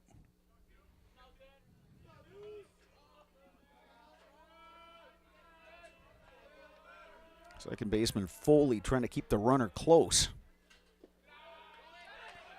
In the dirt, strong throw, but the runner is safe. Ankeny doing a nice job reading that ball in the dirt and making a break for third. Yeah, great secondary lead. Had a couple of shuffles off, and he saw that ball go into the dirt, and he took off. And fortunately for him, that throw was just a little bit to the foul side, and he slid in there and beat it. So runner on third now with 2 outs. Gilroy, the catcher's got a strong arm. 2 balls, 1 strike. 2 down here, bottom 4. Good slider right there from Buhlman, excuse me.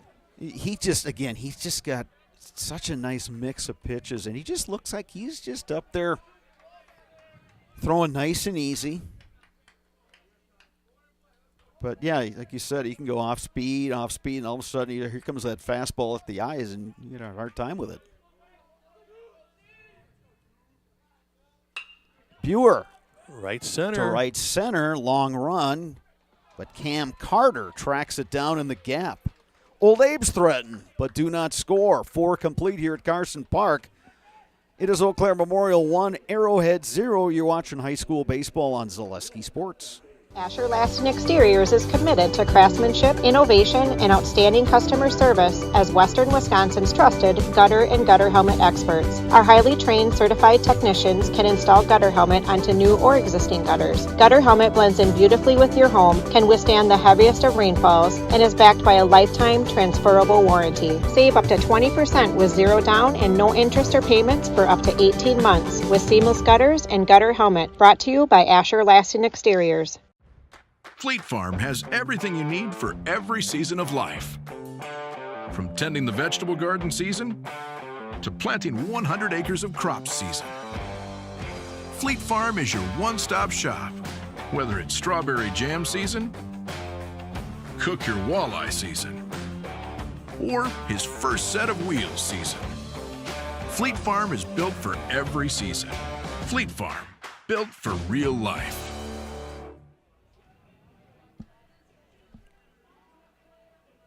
It is the top of the 5th inning here at Carson Park. Arrowhead will send up 8, 9, and 1 in their order. Brendan Foley, Carter Scott, Issei Takahashi against the righty Logan Zinsmaster, who has had base runners on in every inning, but he's managed to work out of trouble.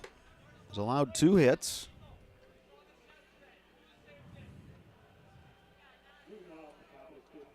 Brendan Foley will lead off. He bounced back to the pitcher Zinsmaster in the 2nd.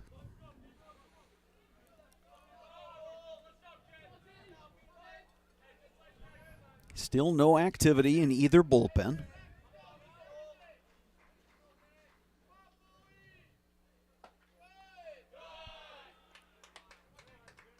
Yeah, you talked about how Zinsmaster's had people on base every inning, and 2 of those innings he was able to pick off their leadoff batter.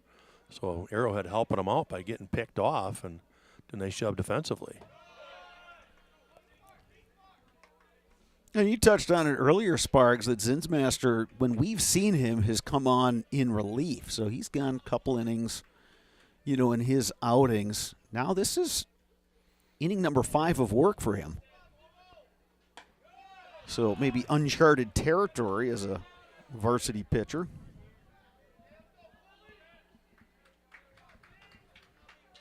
Arrowhead is going to send a player out to the bullpen to start loosening up. 3-0 pitch, misses up and in. Yeah, now it's his 3rd walk now in last 6 batters. So you talked about before, maybe a little fatigue starting to set in here. And this is the 4th straight inning that the Warhawks have gotten their leadoff runner on base. And as we speak, there goes the old Abe's bullpen starting to get ready. Carter Scott stepping in. Scott singled in the 3rd. Third baseman Leo Lauscher charging. Yeah, the fake bunt steal right there. Will get 2nd on the stolen base. That would have been a tough play regardless for Francois because the pitch was so far outside. Yeah, they're just showing that fake bunt, trying to distract the pitcher a little bit, and it worked. He threw that pitch way outside, and like you said, very tough for the catcher to get any kind of throw. He did a smart thing, just held on to it. First baseman Sawyer Stein now creeping in on the grass.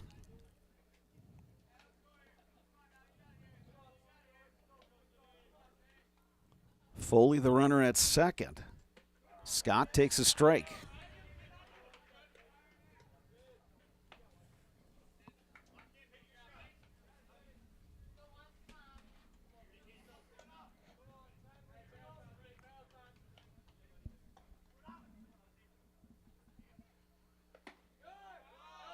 Yeah, one just outside. 2-1 now to Scott.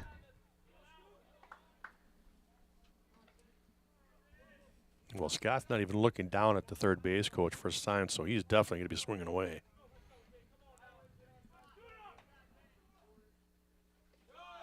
That one in the dirt. Foley will advance to 3rd. Well, now Scott's got an opportunity here to drive in a run. 3-1 now to Carter Scott.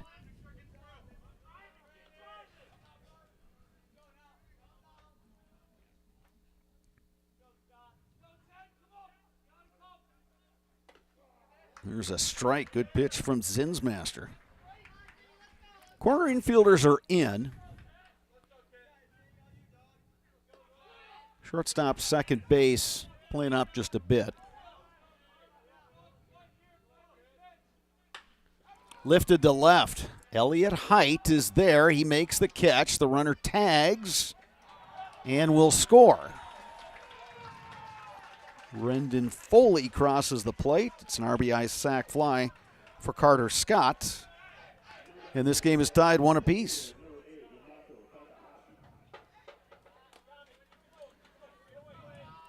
Carter Scott really put together a good at-bat right there. Battled to get full count and then gets a pitch to drive to left field with plenty of distance to score the run. Back to the top of the order in Issei Takahashi.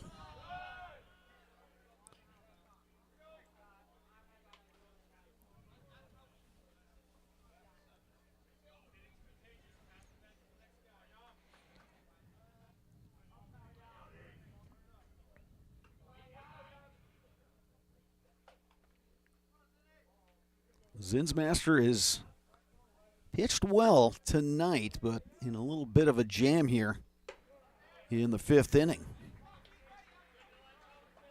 Yeah, unfortunately, that leadoff walk finally came back to haunt him a little bit. Leadoff walk, stolen base, wild pitch, and then a sac fly. They score a run without even a hit.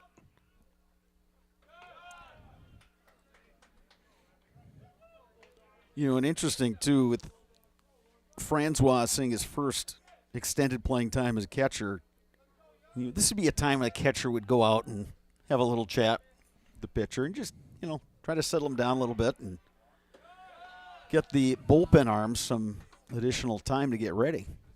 Yeah, that's a good point, right? Just getting late, right? We're late deep into the 5th inning here now. He might be fatiguing, get a little tired.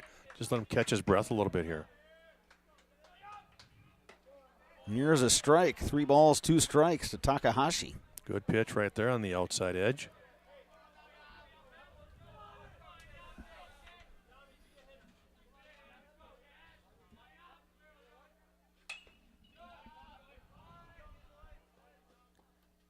No chance for Sawyer Stein. Track that one down. Count remains 3-2. Nobody on, 1 out.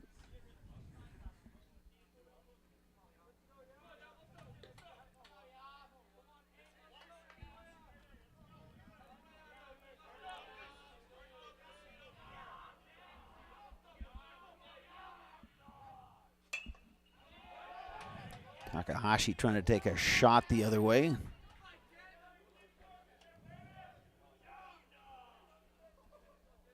Good job by the youngster tracking that ball down there. As I say, he had a beat on it. Yeah. Nice job of the young man over I think there. I think they got gloves on. Yeah, they're down there playing catch. So Takahashi takes a ball. So second walk of the inning. And now we're going to get the mound visit from catcher Blake Francois. Yeah, second walk of this inning. He had 2 walks in the 4th. So he's, that's just kind of one of those signs that he's starting to get a little tired, losing control. Cam Carter now the batter. He's 0 for 2. Bounced out to second and bounced out to third. Third baseman Lauscher creeping in. They will hold Takahashi, who is a threat to steal.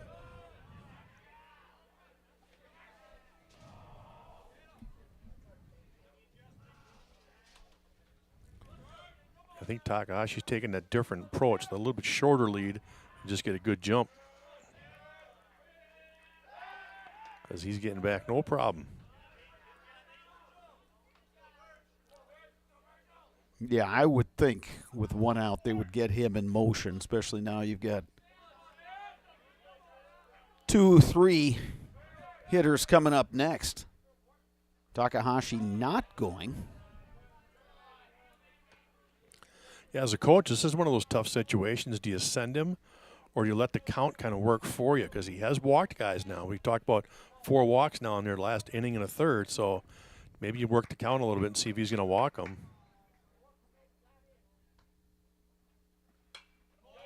Good hack that time by Carter. Fouls it straight back. Count is 1-1. Yeah, real good swing, like you said, from Carter. Now you go ahead and turn him loose. He had a good hack. Your count's 1-1. Here's a chance now for that stolen base attempt.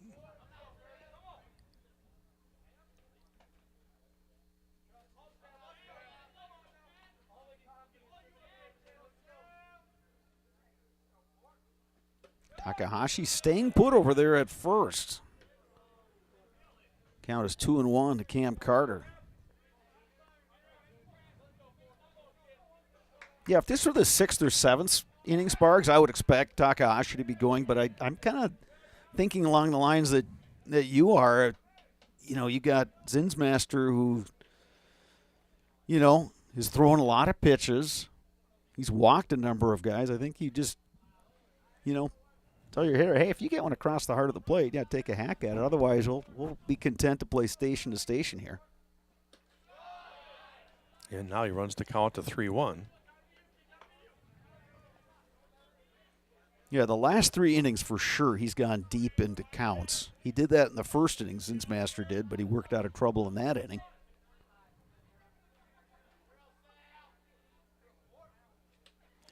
And that one hit him. In on the hands. So the Warhawks have 2 on and 1 out. And Kyle Kaufman, the old A's head coach, will make the walk to the mound. Well, another interesting note is that I have not seen their third base coach, the head coach for Arrowhead, even give a sign. So he's kind of just letting these kids play, I think. I think he's kind of just tonight giving them free reign of, play the game like you know how to play it, steal the base if you can get it, and things like that, because he just really hasn't done much as far as signs so far. So Zinsmaster's day is done. He allowed just the 2 hits. But the 2 guys on are his responsibility.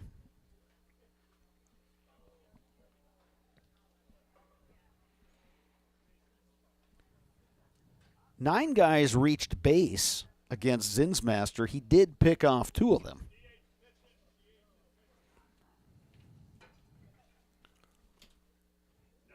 So Tyler Iverson will come on and pitch now for the Old Abes. Iverson started this game as the DH.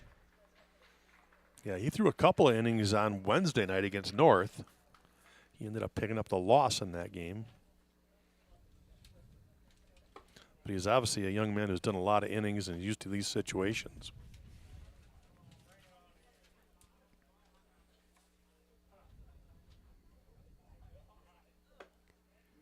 Tyler Iverson, a senior, 6'2", 180. A little bigger than Zinsmaster and harder thrower. So he'll get his opportunity here in the top of the 5th inning for the Old Abes. We'll step aside and we'll tell you more about Tyler Iverson when we return. You're watching high school baseball on Zaleski Sports. Join us for Marshfield's Dairy Fest. Friday, May 31st is the Mayor's Breakfast, 5:30 a.m. to 9:30 a.m. At 5 p.m., head to Columbia Park for family-friendly entertainment. Also, enjoy free live music at the Wenzel Family Plaza. Saturday, June 1st, the parade starts at 11 a.m. In the afternoon, the Pie and Ice Cream Social is at Upham Mansion. Nuts Deep 2 will be hosting outdoor beverage garden with live music. For more information, visit marshfieldchamber.com.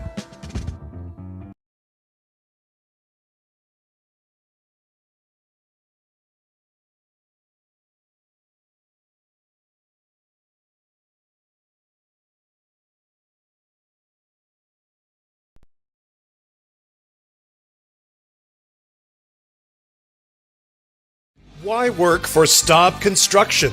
Everybody around you is just... Jacob Lorbecki is the batter for the Arrowhead Warhawks. They have tied the game with the run here in the 5th. Now they got 2 on and 1 out.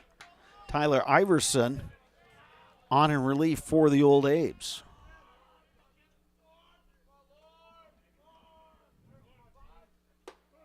Iverson delivers a first pitch strike. Abe's looking for the ground ball.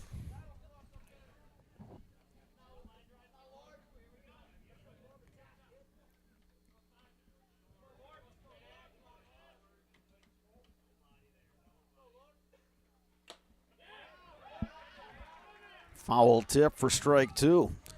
Good couple of fastballs right there from Iverson.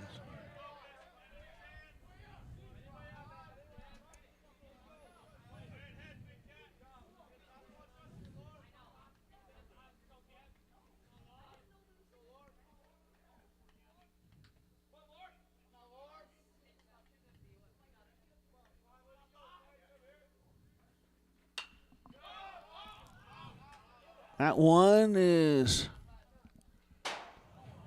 going to land near the grandstand, first base side. Count remains 0-2 to Lorbecki. Lorbecki 0 for 1 officially. He walked in the first, lined out to the second baseman Ian Bauer in the third.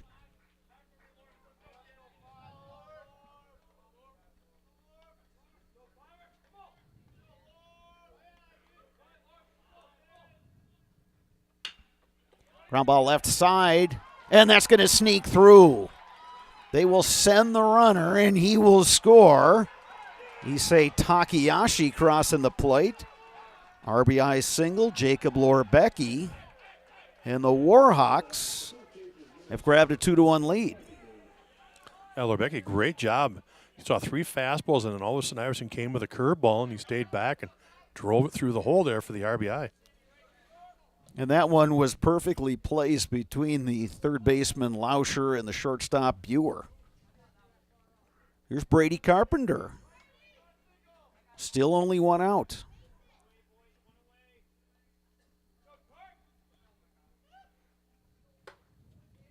Breaking ball misses inside.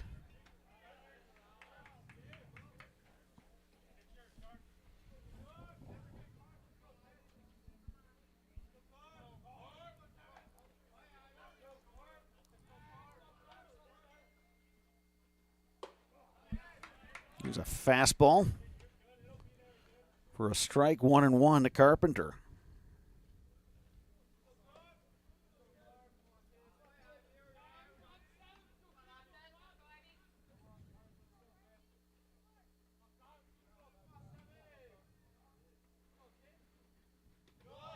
That one in the dirt. The runners will move up.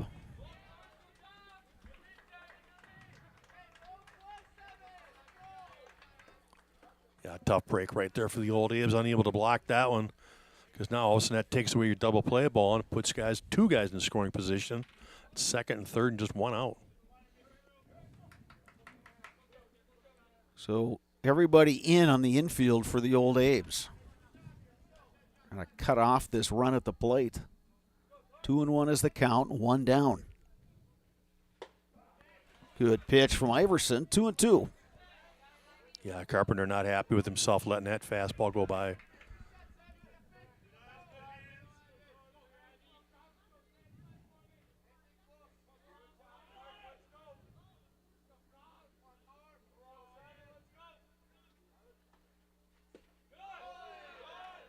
Yeah, that one just missed. 3 balls, 2 strikes.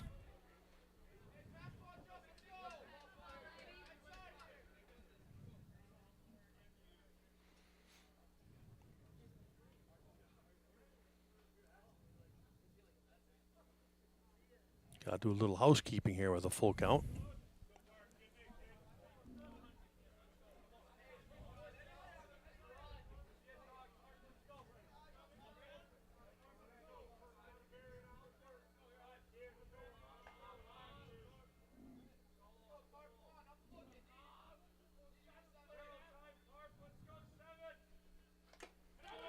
Iverson rears back and strikes out Brady Carpenter for out number 2. Yeah, I like that from Iverson. Just reach back and challenge him. My fastball against you, and let's go. And he got it by him. So now it's Josh Gilroy. He's been on twice. Hit by a pitch and walked. Gilroy trying to drive one and add to this lead. Abe's can play the infield back now with 2 down. Iverson starts Gilroy off with a slider right there. Just kind of pulled it outside.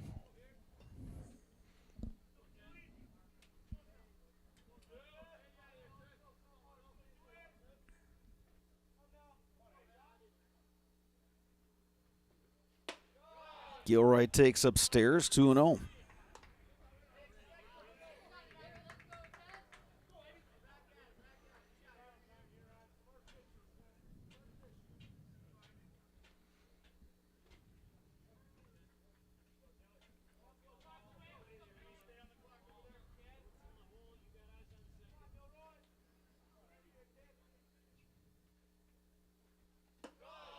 3-0 to Gilroy. Yeah, Gilroy's already been on twice. First time with a hit by pitch, and last time he walked, and here he is again sitting at 3-0. But last time he was 3-0, he was swinging. Yeah. Yep.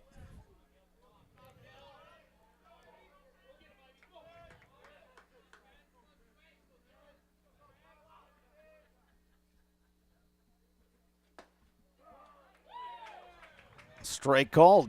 Gilroy was ready to head down to first base. Yeah, he thought it was a little low. Get the call, run it to 3-1. I think he's definitely hacking here, Sparks. Yeah. Anything close, he's going to be swinging. Yeah, I think he's anxious now.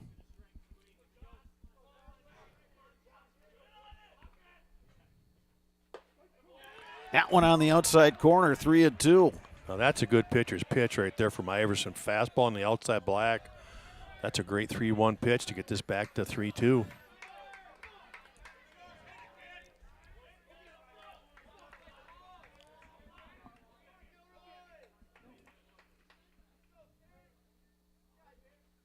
Swing and a miss.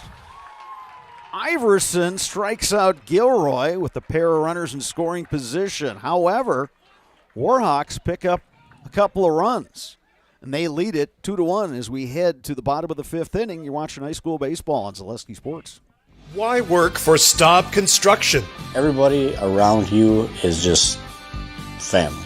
Everybody seems to bond together and get along good, and They, I believe, truly care about their employees. Staub has a great benefits package. Staub is an employee-owned company that puts a large emphasis on work-life balance.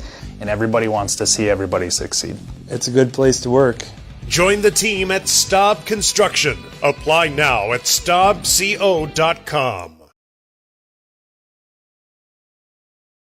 You're tuned in to Better Halves. Mike, what are you looking for? Skip, I'm not getting older. I'm getting better. I still got big plans for my life and my Medicare. I know exactly what you want from Medicare. Same as all the other guys. Me!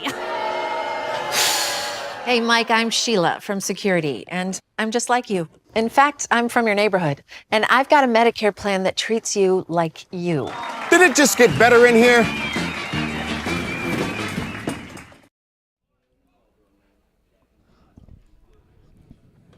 Got a good one going here at Carson Park. Non-conference action. Arrowhead Warhawks 13-3. Eau Claire Memorial Old Abe's at 10-6.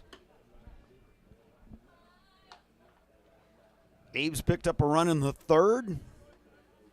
Warhawks picked up 2 in the top half of inning number 5. Memorial coming to bat. Bottom 5 now. 8, 9, and 1 in their order. Tyler Iverson, Blake Francois, and Grant Locke in the scheduled hitters against the lefty, Tanner Buellman, who was allowed just the 2 hits. Yeah, Tyler Iverson now looking to get a rally going and maybe tie this game up or get ahead, and he can maybe pull out the victory now that he's on the mound. Iverson has one of Memorial's 2 hits. That came in the third. He then came around to score.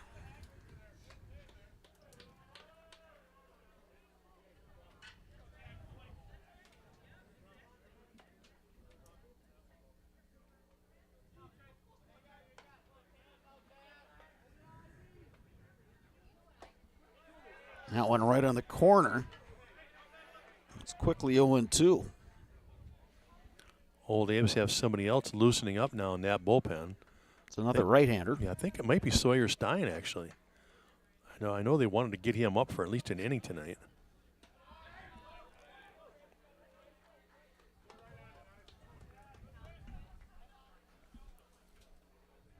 I see the Brewers took care of the Cardinals tonight, 11-2. How about that? Milwaukee Brewers playing some good baseball. Yeah.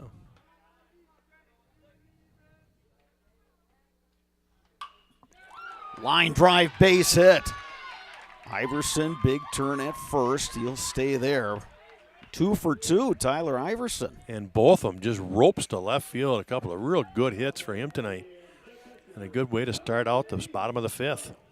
Yeah, that was a breaking ball in, and he, again, kept the hands in. Got the head of the bat out and lined it to left. So now, with Blake Francois at the plate, Abe's down by a run. Yeah, he tried to bunt last time and bunted them both foul. We'll see if he tries again here in the bottom of the fifth. Third baseman Larbecki edging in on the grass.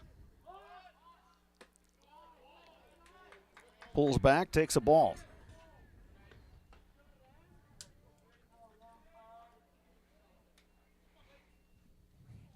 Francois has got to put this down on the first base side.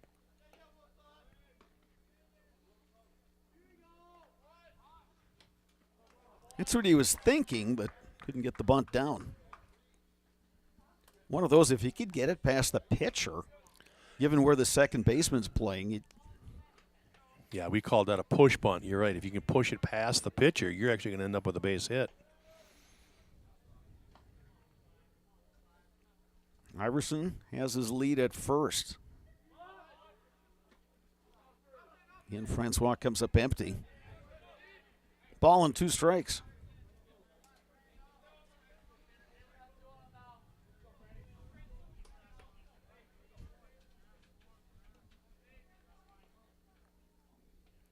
Got a right-hander getting loose in the Arrowhead bullpen.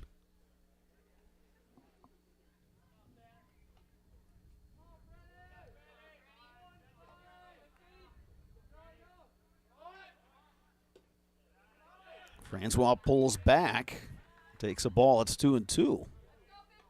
Yeah, see if you can get that bunt down on that third try. A little unconventional because obviously if you foul it off on your third, you're out. But I think Coach Kaufman's kind of just like, hey, do your job, get this thing down. Larbecki, the third baseman, in on the grass again. Bunt is down.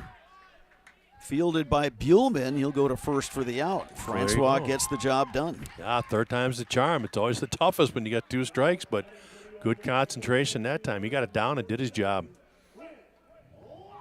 Back to the top of the order, and Grant Locken, 0 for 1 with the walk.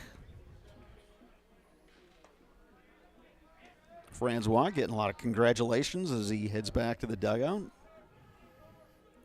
And with Sawyer Stein in the hole, his bullpen session is done. Coaches here for Arrow are talking a little discussion about their bullpen guy is ready or not.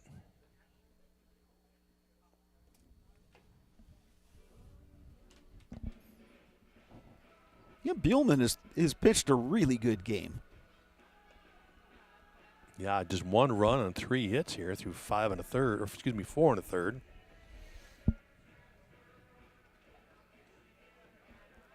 He's allowed the 3 hits. He's only given up 1 walk. Hasn't hit anybody. Yeah, that's where he's been impressive. Just the one walk, so he really hasn't been in much trouble. But again, we're not familiar if this is a young man who's gone deep into games, if it's, he's done 3 or 4 innings all season. Who knows? If it's something now where this is uncharted waters, they just want to check on him, give a chance to catch his breath, and then see if he can finish off the 5th here. You do have a lefty on deck in Elliott Height, so maybe that's part of the logic as well.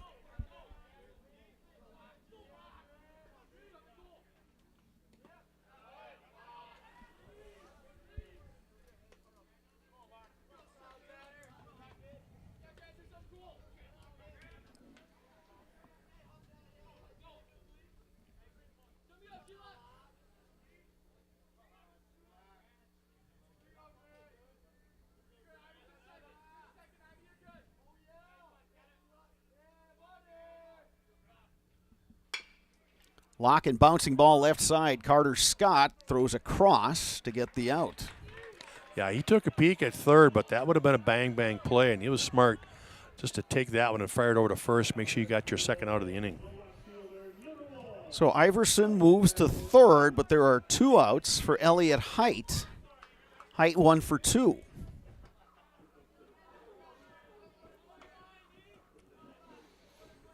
Well, and here's your lefty-lefty matchup, just what you were talking about.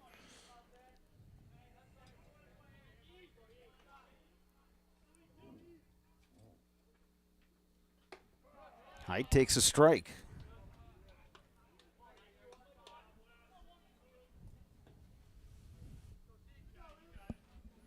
Wind has died down.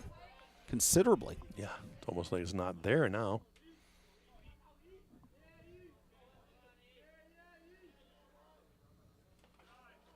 Nice block behind the plate by the catcher, Gilroy. Yeah, he saved a run there. Great job of just getting over and smothering that one. Yeah, the good catchers have that down where they can't, they're not just blocking the ball, but they deaden the ball. The ball just kind of drops in front of them.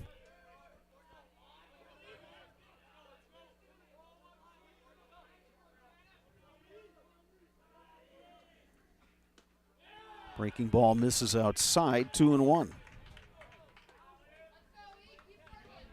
Yeah, that's the first time all night he's missed 2 pitches that bad. He, like you said earlier, he's just been all over the plate, been in and out and right around it. These last 2 pitches were way outside. Yeah, and again, it may be that fatigue factor. Yeah, I got to believe this is his last batter.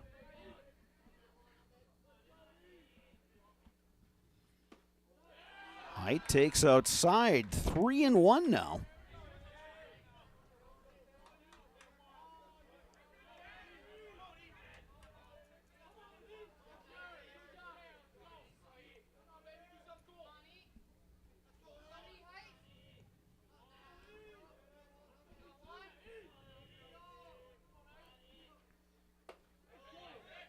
Nice pitch from Buellman. It's 3-2. Yeah, he really needed a good pitch there, and he delivered. Now let's see if he can repeat it. This is a big one here, 3-2 count with 2 outs. Tying run over there on third in the form of Tyler Iverson. Elliott Height at the plate. Height fights that one off. Another nice pitch from Buellman. Yeah, like you said, Elliott Height just fights that outside pitch off, fouls it back.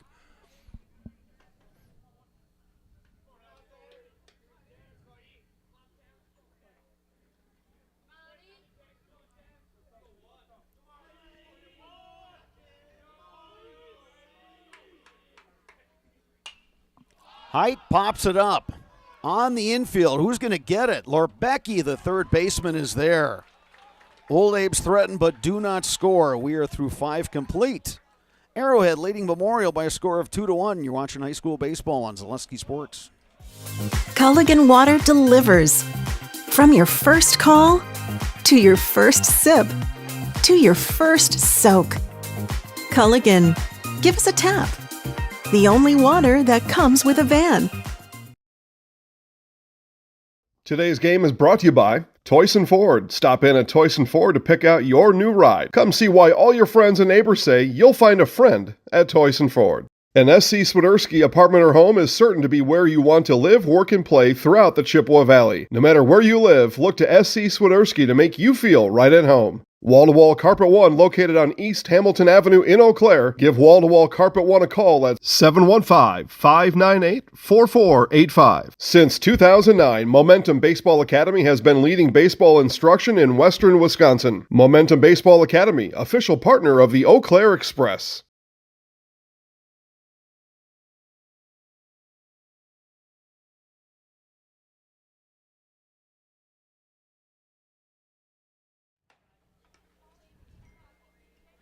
Welcome back to Carson Park in Eau Claire.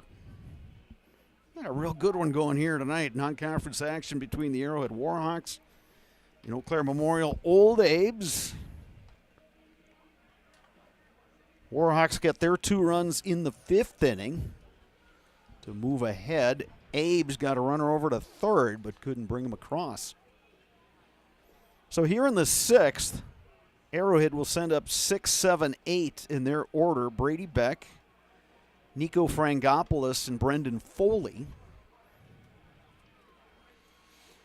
You know, we talked a lot about these guys being multi-sport athletes and such like that. Well, right now, we've actually got a group of guys watching us after their AAU basketball tournament. Some of the Eau Claire Memorial kids, Bryce Hedke and those fellas are all tuned in here to support their fellow teammates here from the Old Abe. So give a little shout out to those guys who are picking up the broadcast and watching their classmates as they try to compete and come back to win this one. Yeah, I saw a few of those guys here last night cheering on the Old A's when they took on the crosstown rival Huskies. Yeah, they made their presence felt. They were sure loud enough. So Brady Beck will step in. He is 1 for 2.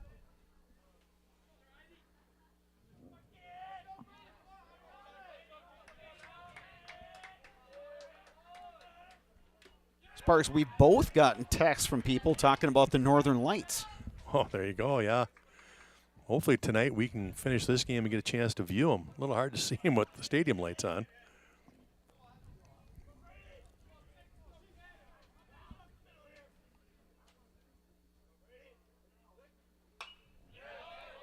Fouled straight back. Boy, I like Tyler Iverson's demeanor tonight. He just seems more aggressive, just reaching back with that fastball and just challenging hitters.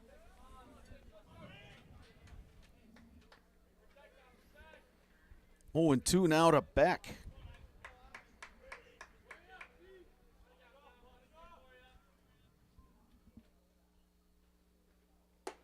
Strike 3 called. Fastball up at the letters, gets him looking.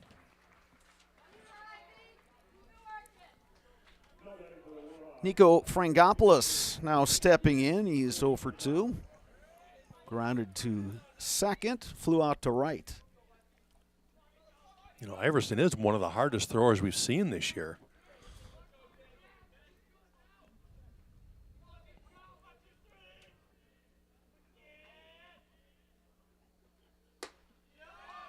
Yeah, he's just bringing the gas right now. He's just like, you know what? You had a bus ride from Milwaukee. It's a little chilly. We're playing under the lights. Yeah, here it is. He's dialed it up tonight.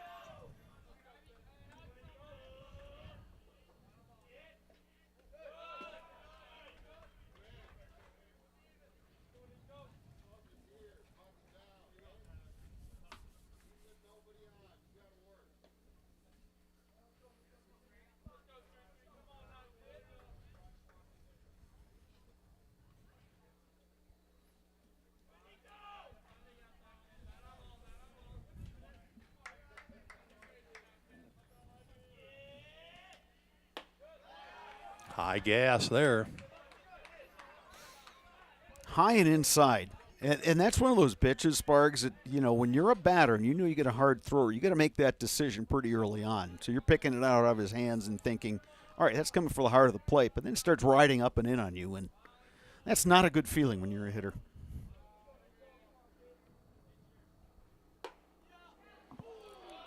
Trying to get that outside corner, just missed there. Good pitch, though. I like that. It's a good competitive pitch. Just missed on the outside. See if he stays fastball or if he looks to mix in an off-speed pitch here. 2 balls, 2 strikes with 1 out.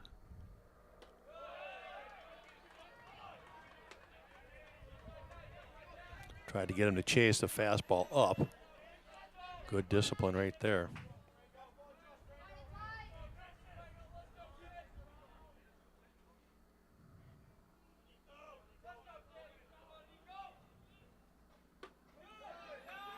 Strike 3 called, but the catcher dropped the down. ball. The throw down in time. Francois, nice job behind the plate to get that throw over to Sawyer Stein at first. So 2 down here in the 6th.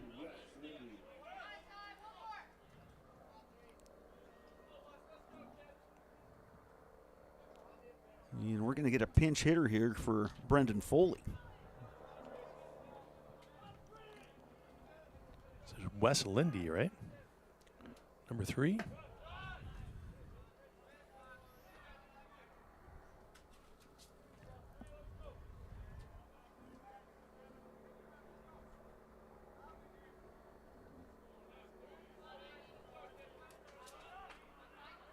Wes Lindy, senior infielder pitcher.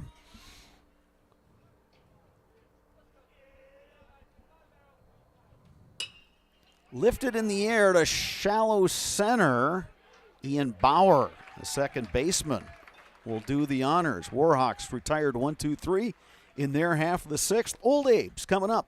When we return, you're watching high school baseball on Zaleski Sports.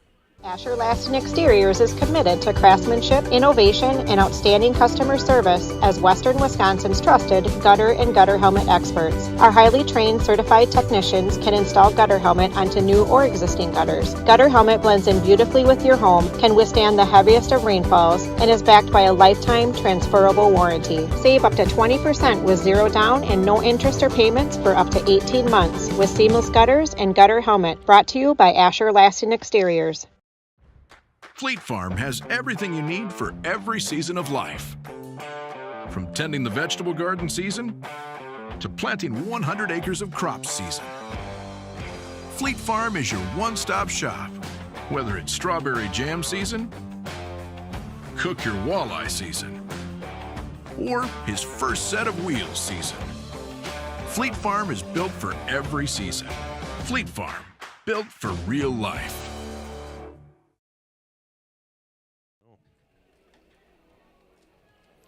Eau Claire Memorial trailing Arrowhead 2-1 as we move to the bottom of the 6th inning. Heart of the order up for the Old Abes. 3-4-5 Sawyerstein, Leo Lauscher, David Ankeny. Tanner Buellman's day is done on the mound for the Warhawks, but he was very effective. The sophomore lefty allowed just the 1 run on 3 hits.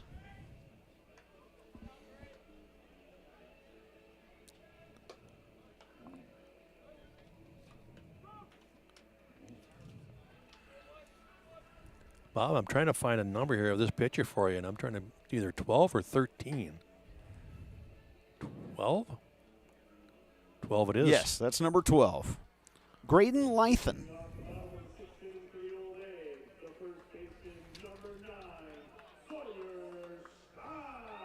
And he's going to face the heart of the order for the Old Abes. Yeah, probably another reason to switch out the pitchers. Obviously, he was starting to show a little fatigue last inning, but you got these guys coming up who want to face the right-hander and somebody new that they haven't seen yet. Yeah, much different look. Sawyerstein 0 for 2. Struck out looking and struck out swinging against Buellman.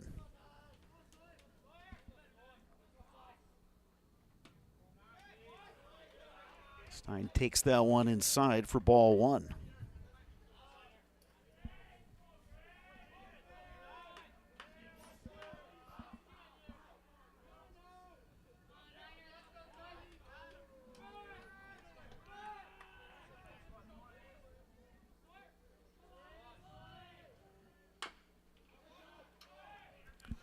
Ball and a strike now to Stein. Yeah, back-to-back breaking pitches here.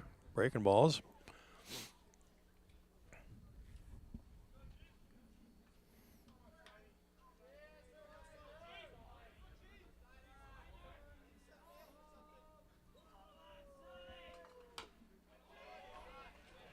Ball and 2 strikes now.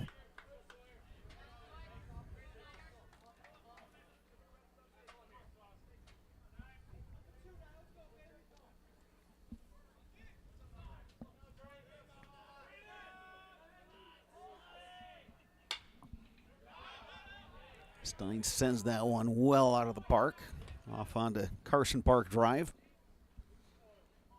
Stein's having one of those nights where every time he gets in the batter's box, it seems like he's got 2 strikes on him. Mm-hmm. Foul ball, just not able to square it up early. Ground ball up the middle. Carter Scott knocks it down. No play. Well, infield single right there. Good job with 2 strikes getting that ball put in play this time. And now here is Leo Lauscher.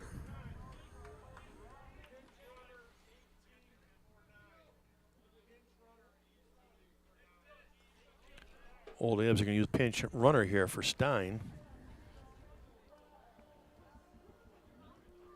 Aaron Gunlock, number 18, will run for Stein. And that'll be a re-entry when they take the field. Stein will go back to first base.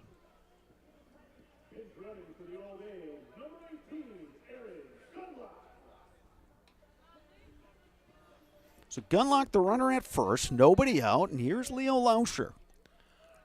Well, you need one to tie. What do you think? Leo's going to bunt? Doubtful. Not a chance, folks. Lauscher fouled out to first base in the second inning, and then in the fourth hit an absolute bomb to center that Issei Takahashi tracked down in deep center field. That one gets past the catcher. Gunlock will move down to second. That's a big wild pitch right there, getting by the catcher. Now all of a sudden Lauscher's got a guy in scoring position, so a base hit could score him. You know, we talk about Gilroy and what a nice job he's done blocking pitches. That time he kind of went and stabbed with the glove, trying to scoop it. And the ball just ticked off the glove and scooted 5-hole on him. That one also in the dirt.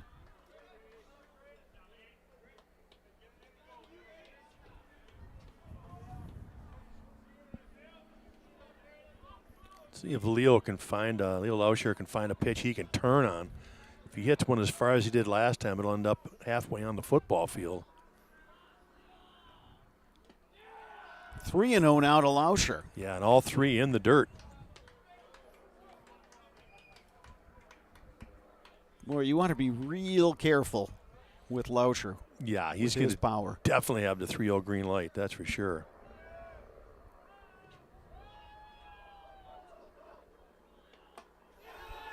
Four straight balls. Leo Lauscher aboard via the walk. The Abes have something cooking here. 2 on. Nobody out. And David Ankeny coming to the plate. Ankeny 0 for 1 with the walk.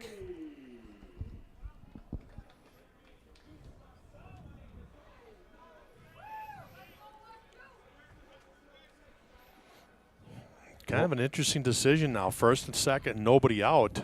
See if they want to put that bunt on here now with Ankeny to get guys up to second and third.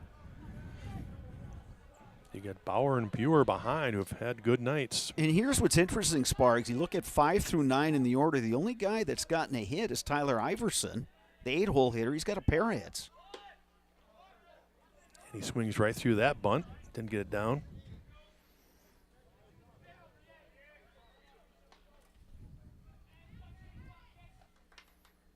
First baseman Carpenter cheating in. Lerbecki, a step behind the bag at third. Well, he takes the strike there on the inside. He thought it was too far inside, but it caught the inside corner. Now he finds himself down 0-2 in the count. Last inning, Abes kept the bunt sign on with 2 strikes. We'll see what they do here.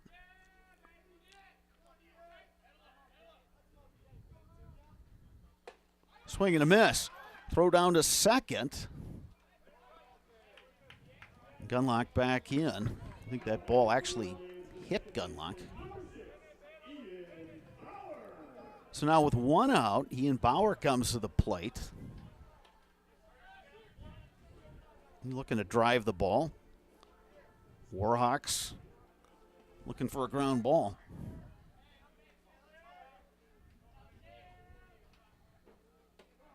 Bauer takes a strike right on the corner. Good pitch.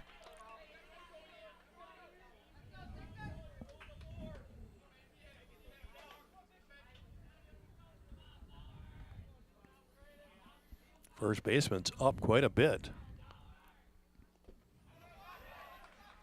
Nice off-speed pitch from Lythen, and he's got Bauer in an 0-2 hole.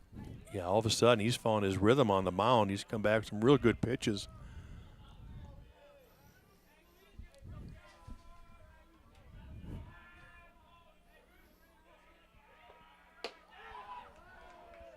Lythen going with the fastball there. Yeah, a little 0-2 waste pitch, but just a little too much.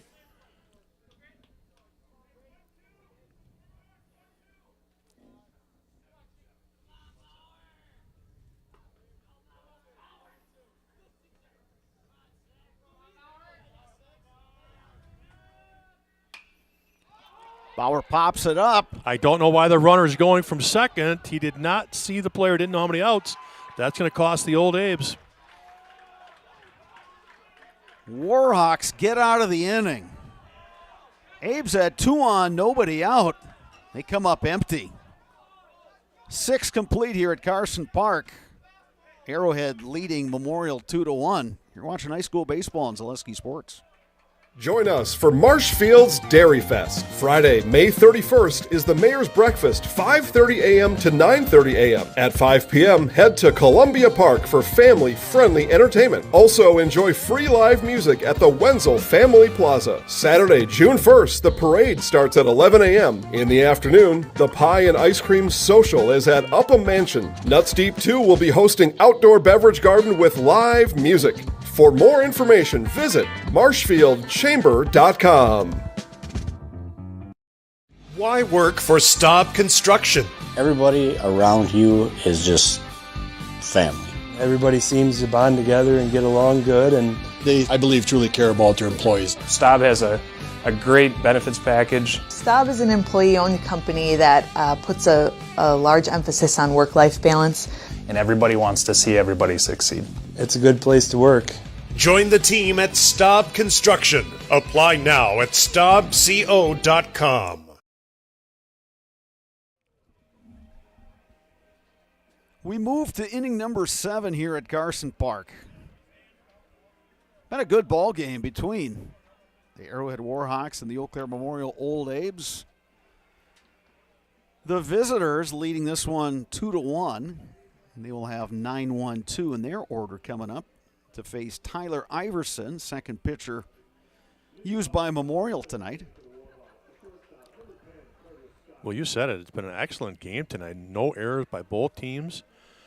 Arrowhead with just 3 hits, the Old Days with just 4, and that's quality pitching for both teams that have had to go a little deeper into their staffs. Their 1s and 2s through during the week, and now they're kind of getting deeper into staff. So nice job by those kids throwing tonight. Carter Scott singled in the 3rd. Hit an RBI sac fly in the 5th. Takes inside from Iverson, who has looked good in relief here for the Apes.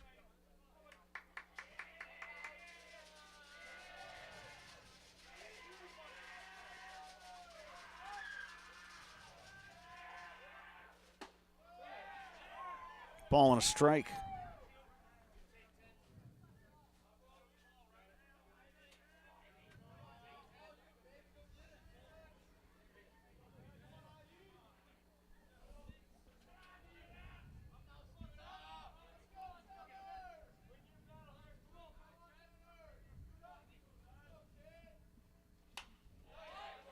Tardy on that fastball. Yeah, we've seen Iverson a couple other occasions this season, and this is as well as he's thrown.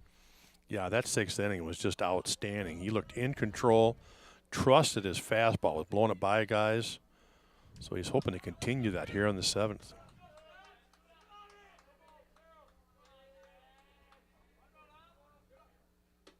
Breaking Snaps. ball. Oh.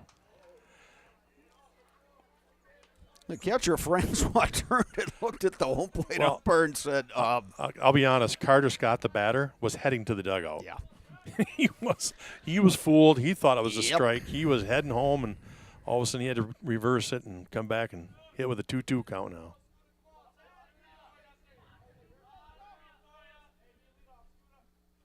Swing and a miss. Iverson comes back with a fastball.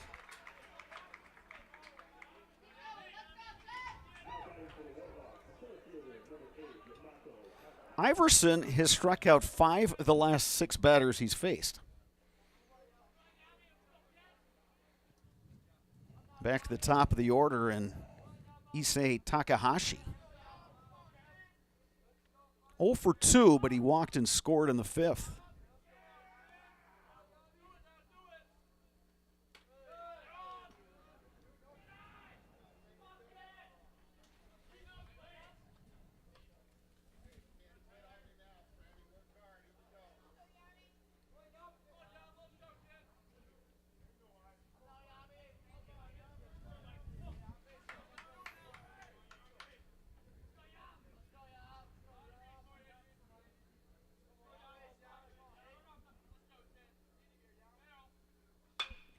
Driven in the air to left. Elliott Height going back. He is there and makes the catch. Yeah, sounded good off the bat, but just kind of right at Elliott Height. Just a couple steps, and he gathers it up.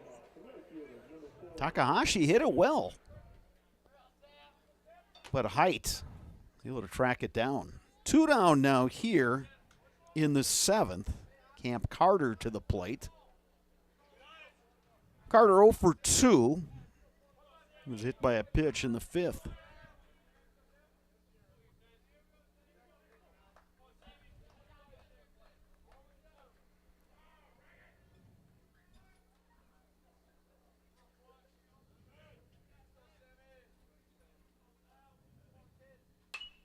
Popped up. Francois, the catcher. Way overran that one. Unable to make the play. Too bad. Great pitch right there from Iverson. Inside, jammed him up. Could be out of this inning. Francois was really booking it to track that one down, but he overran it. The ball, especially with the right-handed hitter, the ball will kind of curl back towards the playing surface. And yeah, he thought it was closer to the netting. Got too far and couldn't get back to it.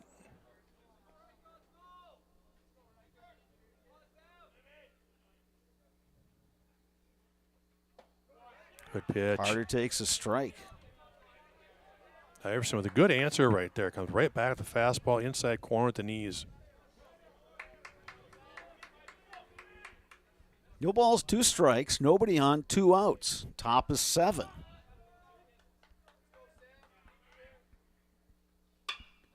Driven in the air to left. He's got a long coming ways. on. He's not going to get there. Base hit on an 0-2 pitch for Cam Carter. Yeah, a little too good for an 0-2. I mean, obviously he didn't hit it very well, but again, something that he was able to find some open grass there in the outfield.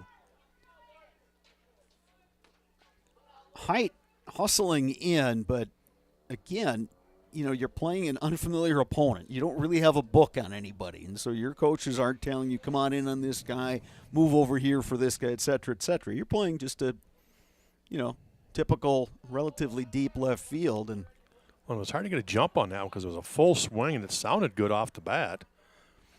But it just was a little bit off the handle and it didn't travel very far. Here's Jacob Lorbecki. Had the RBI single in the 5th. Runner goes. Good throw by Francois. Just a little but late. Carter swipes it.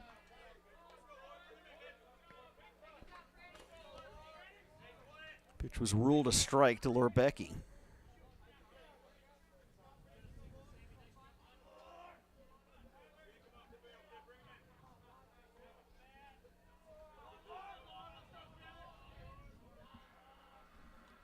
Carter dancing around up there at second. Long look by Iverson.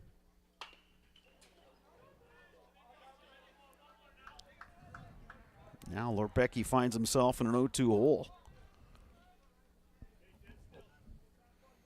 Yeah, we'll see if Iverson wants to come back here with that good curveball that he'd thrown earlier in the inning. He snapped one off, and basically it was a strike that was missed by the umpire, but he did show a good one last time.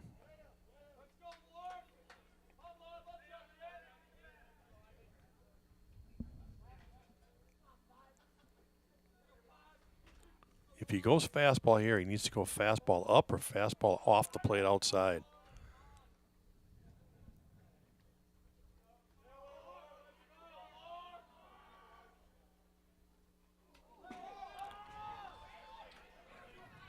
That one takes a big-time carom off the backstop. And that was a fastball that wasn't going to get hit, I guess. It just happened to go behind him. I guess he didn't want to make that 0-2 fastball get hit again like last batter, so he made sure. That one was several feet behind the right-handed hitting Jacob Lorbecki. Yeah, now you got to be careful here so it doesn't happen again, because then that'll cost you a run.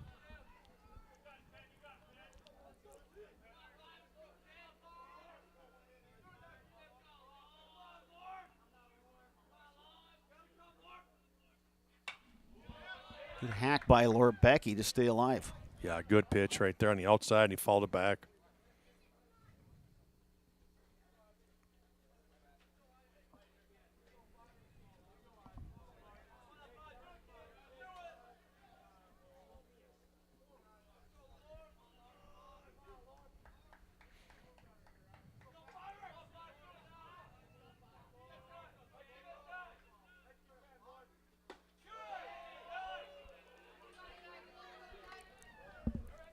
Just missed a little low, I guess, on the outside. Looked like it had part of the plate, but it might have been down. 2 balls, 2 strikes, 2 outs. Runner at third is Cam Carter. Jacob Lorbecki, the hitter. Tyler Iverson on the mound for the Abes.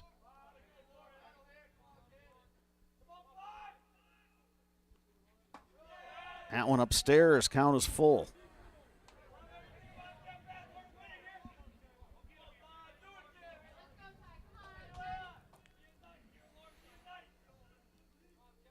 Well, this one might just be strength against strength. Iverson bringing that fastball. Let's see if he can get it by Lorbecki.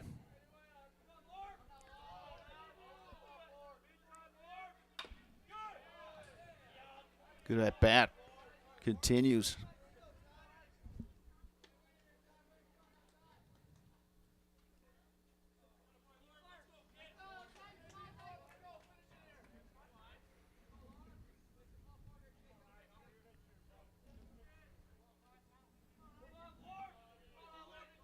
Three balls, 2 strikes, 2 outs.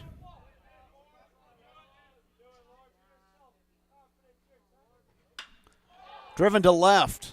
Elliott Height backing up, makes the catch. Lorbecki hit it well. Height tracked it down. Warhawks threaten but do not score. We move to the bottom of the 7th. It's a 1-run ball game. Old Abe's coming to bat when we return. You're watching high school baseball on Zaleski Sports. You're tuned in to Better Halves. Mike, what are you looking for? Skip, I'm not getting older. I'm getting better. I still got big plans for my life and my Medicare. I know exactly what you want from Medicare. Same as all the other guys. Me! Hey, Mike, I'm Sheila from Security, and I'm just like you. In fact, I'm from your neighborhood, and I've got a Medicare plan that treats you like you. Did it just get better in here?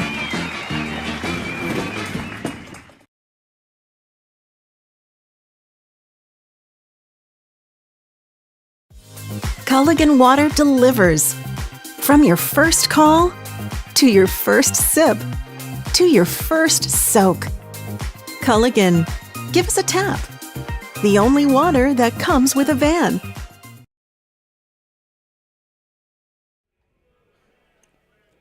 Last call for Eau Claire Memorial, bottom of the 7th from Carson Park. Arrowhead leading Memorial by a score of 2-1.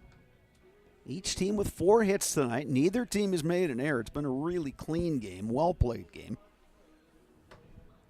Scheduled hitters for the Abes, 7, 8, 9, Blake Buer, Tyler Iverson, Blake Francois. Iverson's got 2 of the 4 hits tonight. So Buer's hoping to reach for him. Buer's put bat on ball twice, but he's flown out to Cam Carter in right field both times. Yeah, his last at bat was a great approach. You could tell he was trying to go right center, and he actually did exactly that. He hit one hard to right center, but just hung up enough for, like you said, the right fielder to get over and get to it. Third baseman Lorbecki creeping in. Buer takes outside, ball 1.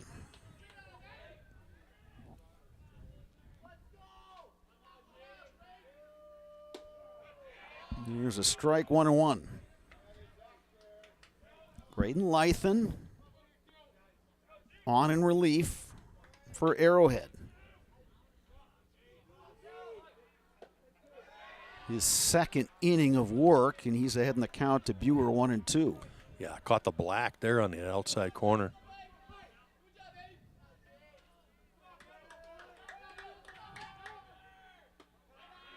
Breaking ball, misses upstairs.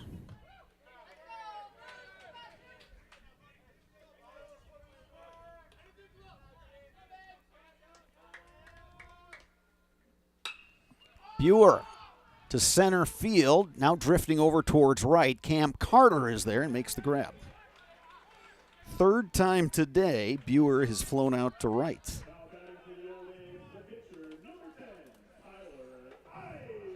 Here's Tyler Iverson, 2 for 2, pair of singles.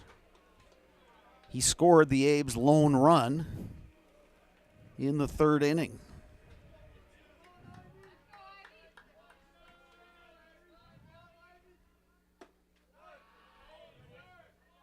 Iverson takes ball 1 from Lythen. Yeah, Iverson up to bat, and then we have a pinch hitter behind him, Brady Johnson, on deck now. 2-0 now the count on Tyler Iverson.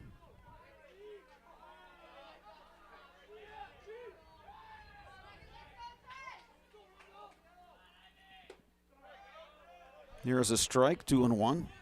Fastball to letters. A good take, though, by Iverson. That's hard to handle.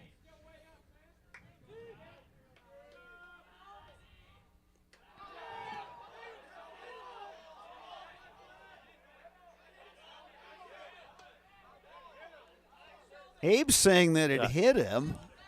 And Warhawks. yeah, they want the off the bat. They want a foul ball. Warhawks say it hit the bat. The Abe's saying it hit the helmet. They're not going to get any help from the umpire on the first baseline. He's too far away. He's about 120 feet away. And apparently everybody heard something tick. Now, whether it was the helmet or the bat or whatever it was, I got a feeling this one's just going to go down as a ball. Yeah, he's over there going, I got nothing this far away.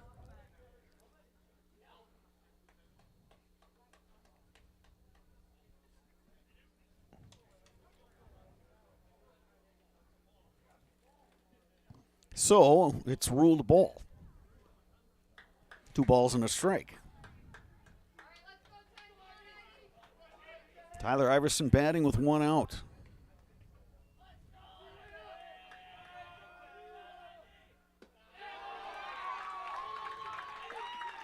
Correction, that was a 3-1 pitch, and it's a walk to Iverson, who's on base for the 3rd time tonight.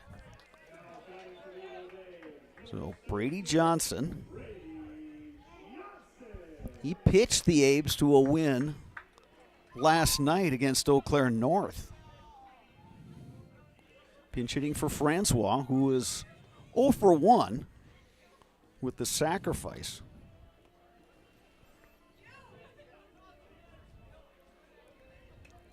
Yeah, you got to believe Johnson's going to be swinging away here, because if it was a bunt situation, you'd probably just leave Francois in there. Right. As he was able to get that sack bunt down last time. And you have Iverson at first. He runs well. And you figure he'd be able to get another step with the right-hander out there compared to the starter Buellman, who was a lefty.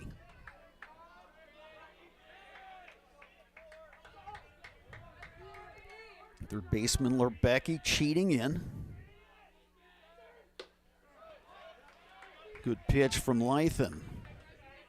Johnson takes it for a strike. Yeah, good, like you said, good fastball up and in, ties him up, gets ahead 0-1.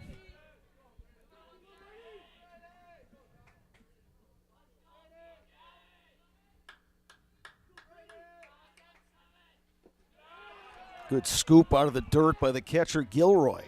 Count is 1-1.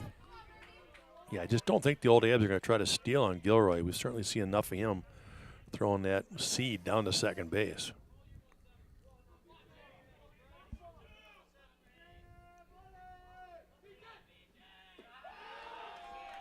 Two and one.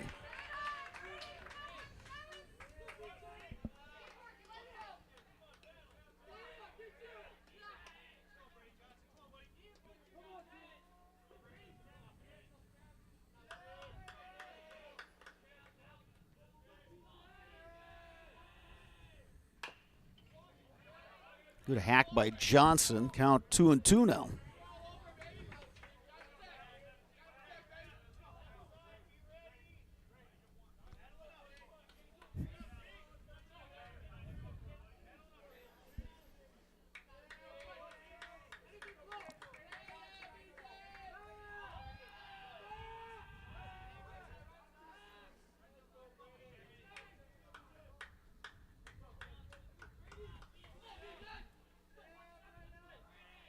Johnson, ground ball. Could be two. Foley, the flip to second for one. Relay in time.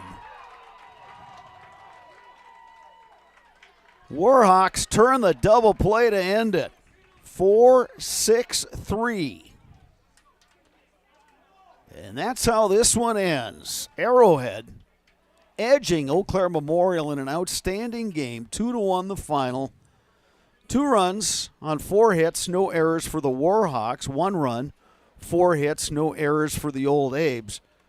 Sparks, this is a non-conference game, but this had the feel almost like a tournament game in some ways. Yeah, it sure did. I mean, like you said, it was tight all the way through. Arrowhead finds a way to push 2 across in the 5th to go up 2-1, and everything else was just nail-biters. Guys in scoring position, pitchers making pitches when they had to. Arrowhead making the big double play to end the game. Yeah, it really was. It was so well played. And like you said, it kind of had that tournament feel with 2 really good teams. With the loss, the Old Abes dropped to 10-7. They will be back in action Tuesday when they host the Menominee Mustangs. Arrowhead will be right back here at Carson Park tomorrow. 11 o'clock scheduled start against the Eau Claire North Huskies. Arrowhead now 14-3 on the season. Sparks, this was a fun one, and 2 really good teams here playing at Carson Park.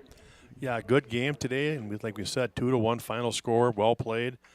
And Arrowhead is an excellent team, boy. Just everything we watched tonight with them, how they, from their ins and outs to warm up the game to just how they handle themselves on the field and the plays they made, you can tell that's why they're sitting 14-3 on the season. They're an outstanding ball club, and Old Abes gave them a run. They had a chance there, and they just missed some opportunities to pull this one out. But, again, just a great ball game tonight. Well played. Coming up next, the postgame show brought to you by Chippewa Valley Orthopedics and Sports Medicine. Rely on the experience of our sports medicine team when you experience any sports-related injury or issue. You can count on prompt, proper diagnosis and a customized treatment plan to meet your goals. Their orthopedic surgeons and our athletic trainers serve your athlete in Eau Claire, Chippewa Falls, in western Wisconsin. That's coming up next. You've been watching high school baseball on Zaleski Sports. Hip impingement and hip labral tears are common causes of hip and groin pain and are often the result of repetitive use from crouching sports or trauma. Today, we are visiting Eau Claire, Wisconsin. Dr. Carlson, a partner with Chippewa Valley Orthopedics and Sports Medicine, is in the forefront of using a newer procedure called hip arthroscopy, which allows minimally invasive access to a joint and treatments to problems never addressed before. Using hip arthroscopy, Dr. Carlson is able to repair tissue without dislocating the hip and without replacing it. Hip arthroscopy is where a surgeon takes a camera on the end of a long wand, which we call a scope, and through a small poke hole incision in your skin, delivers that scope into a joint. In this particular case, we're talking about hip arthroscopy, where that scope would be put in the hip joint. The hip joint first has to be dislocated or the ball and socket pulled apart. When that's pulled apart, we can access the joint and look around and do the work we're talking about doing. Once inside the joint, through other portals, we call them, those poke holes that we use to access the joint, we can use other instruments, again on the end of a long wand, to perform the work inside the joint. Things like repairing the cartilage rim of the socket, called a labrum, fixing cartilage defects or problems on the head of the ball or the lining of the socket, repairing tissue around the hip, such as ligaments or capsule, repairing tendons that attach to the hip, or releasing them if need be, depending on the particular problem.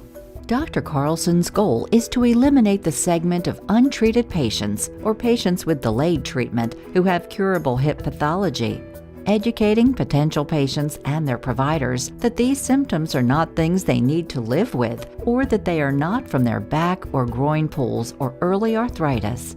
Few orthopedic surgeons are operating on hips through a scope because it is a newer and technically difficult surgery. Therefore, certain diagnoses may be missed by physicians not familiar with these newer treatment options. Patients I see with hip joint pain that can be fixed and not just replaced can range from their mid-teens or younger teens to 50, 60 years old. In the past, patients who had labral tears in their hip were told that they may have some pre-arthritis or an early arthritic problem.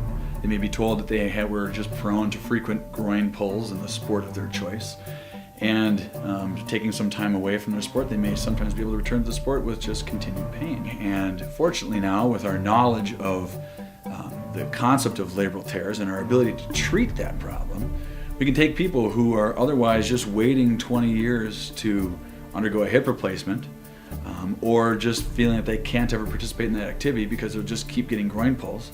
We can take that person, we can make them better, we can fix their problem, we can bring them back to their sport, and allow them to continue to develop as an athlete or as a worker or whatever particular activity they're trying to do where that hip was affecting them. Chippewa Valley Orthopedics and Sports Medicine has been committed to the healthcare needs of patients in western Wisconsin for over 45 years. Their success and reputation as an outstanding orthopedic clinic can be attributed to the teamwork of their friendly, knowledgeable physicians and staff. Here at Chippewa Valley Orthopedics and Sports Medicine, we have 12 partners, orthopedics, neurosurgery, non-operative spine, and foot and ankle. We really pride ourselves in listening closely to the patients and hearing what they're saying, spending a lot of time engaging in the conversation of what is really bothering that person.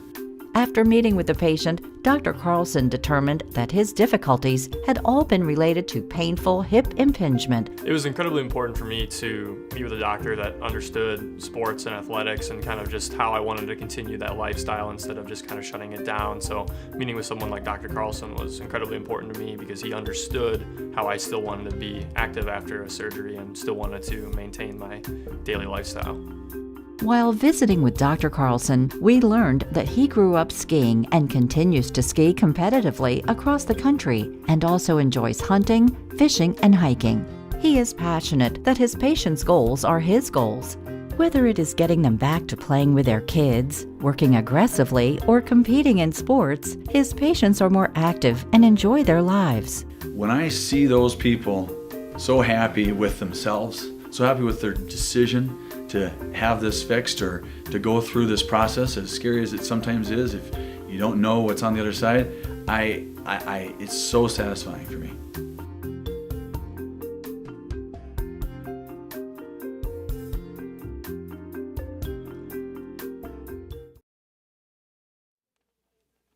Bob Redovich back at Carson Park. Arrowhead edging Eau Claire Memorial by a score of 2-1. Joined here by Tanner Buhlman and Jacob Lorbecki of the Warhawks. Tanner, let's start with you.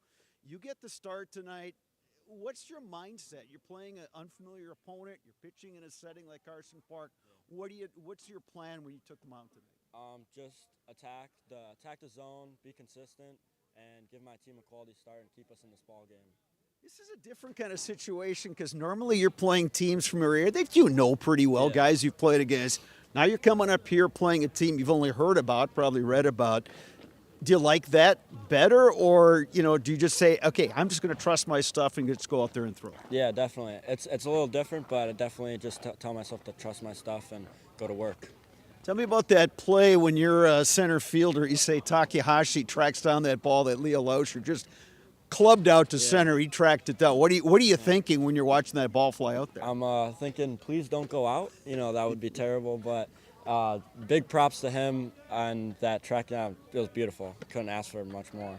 Jacob Lorbecki, let's bring you here. You got the RBI, which proved to be the game-winning RBI. Take me through at bat. What was your approach? I was fired up. Been struggling a little bit lately, but I just got to stay confident. Attack first pitch, fastball. It didn't go my way, but focus on seeing the ball late and just driving it the other way.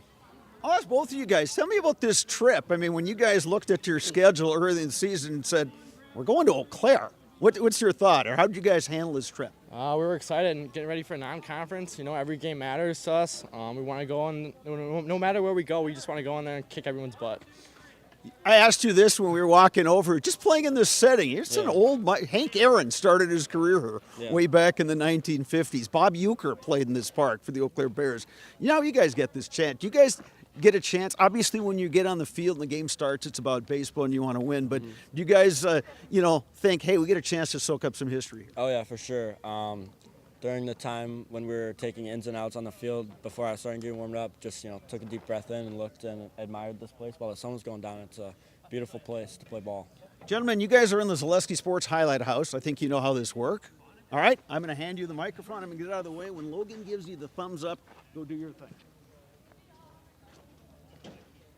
I'm Tanner Buhlman.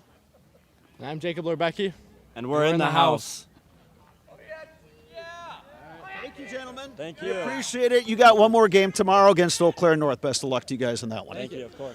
All right, so that's going to do it for our coverage tonight. We'll be back here at Carson Park next Tuesday when Eau Claire Memorial host Menominee in Big Rivers Conference play. For my color commentator Dave Sparger and director, videographer Logan Biederman, I'm Bob Radovich saying good night from Carson Park in Eau Claire.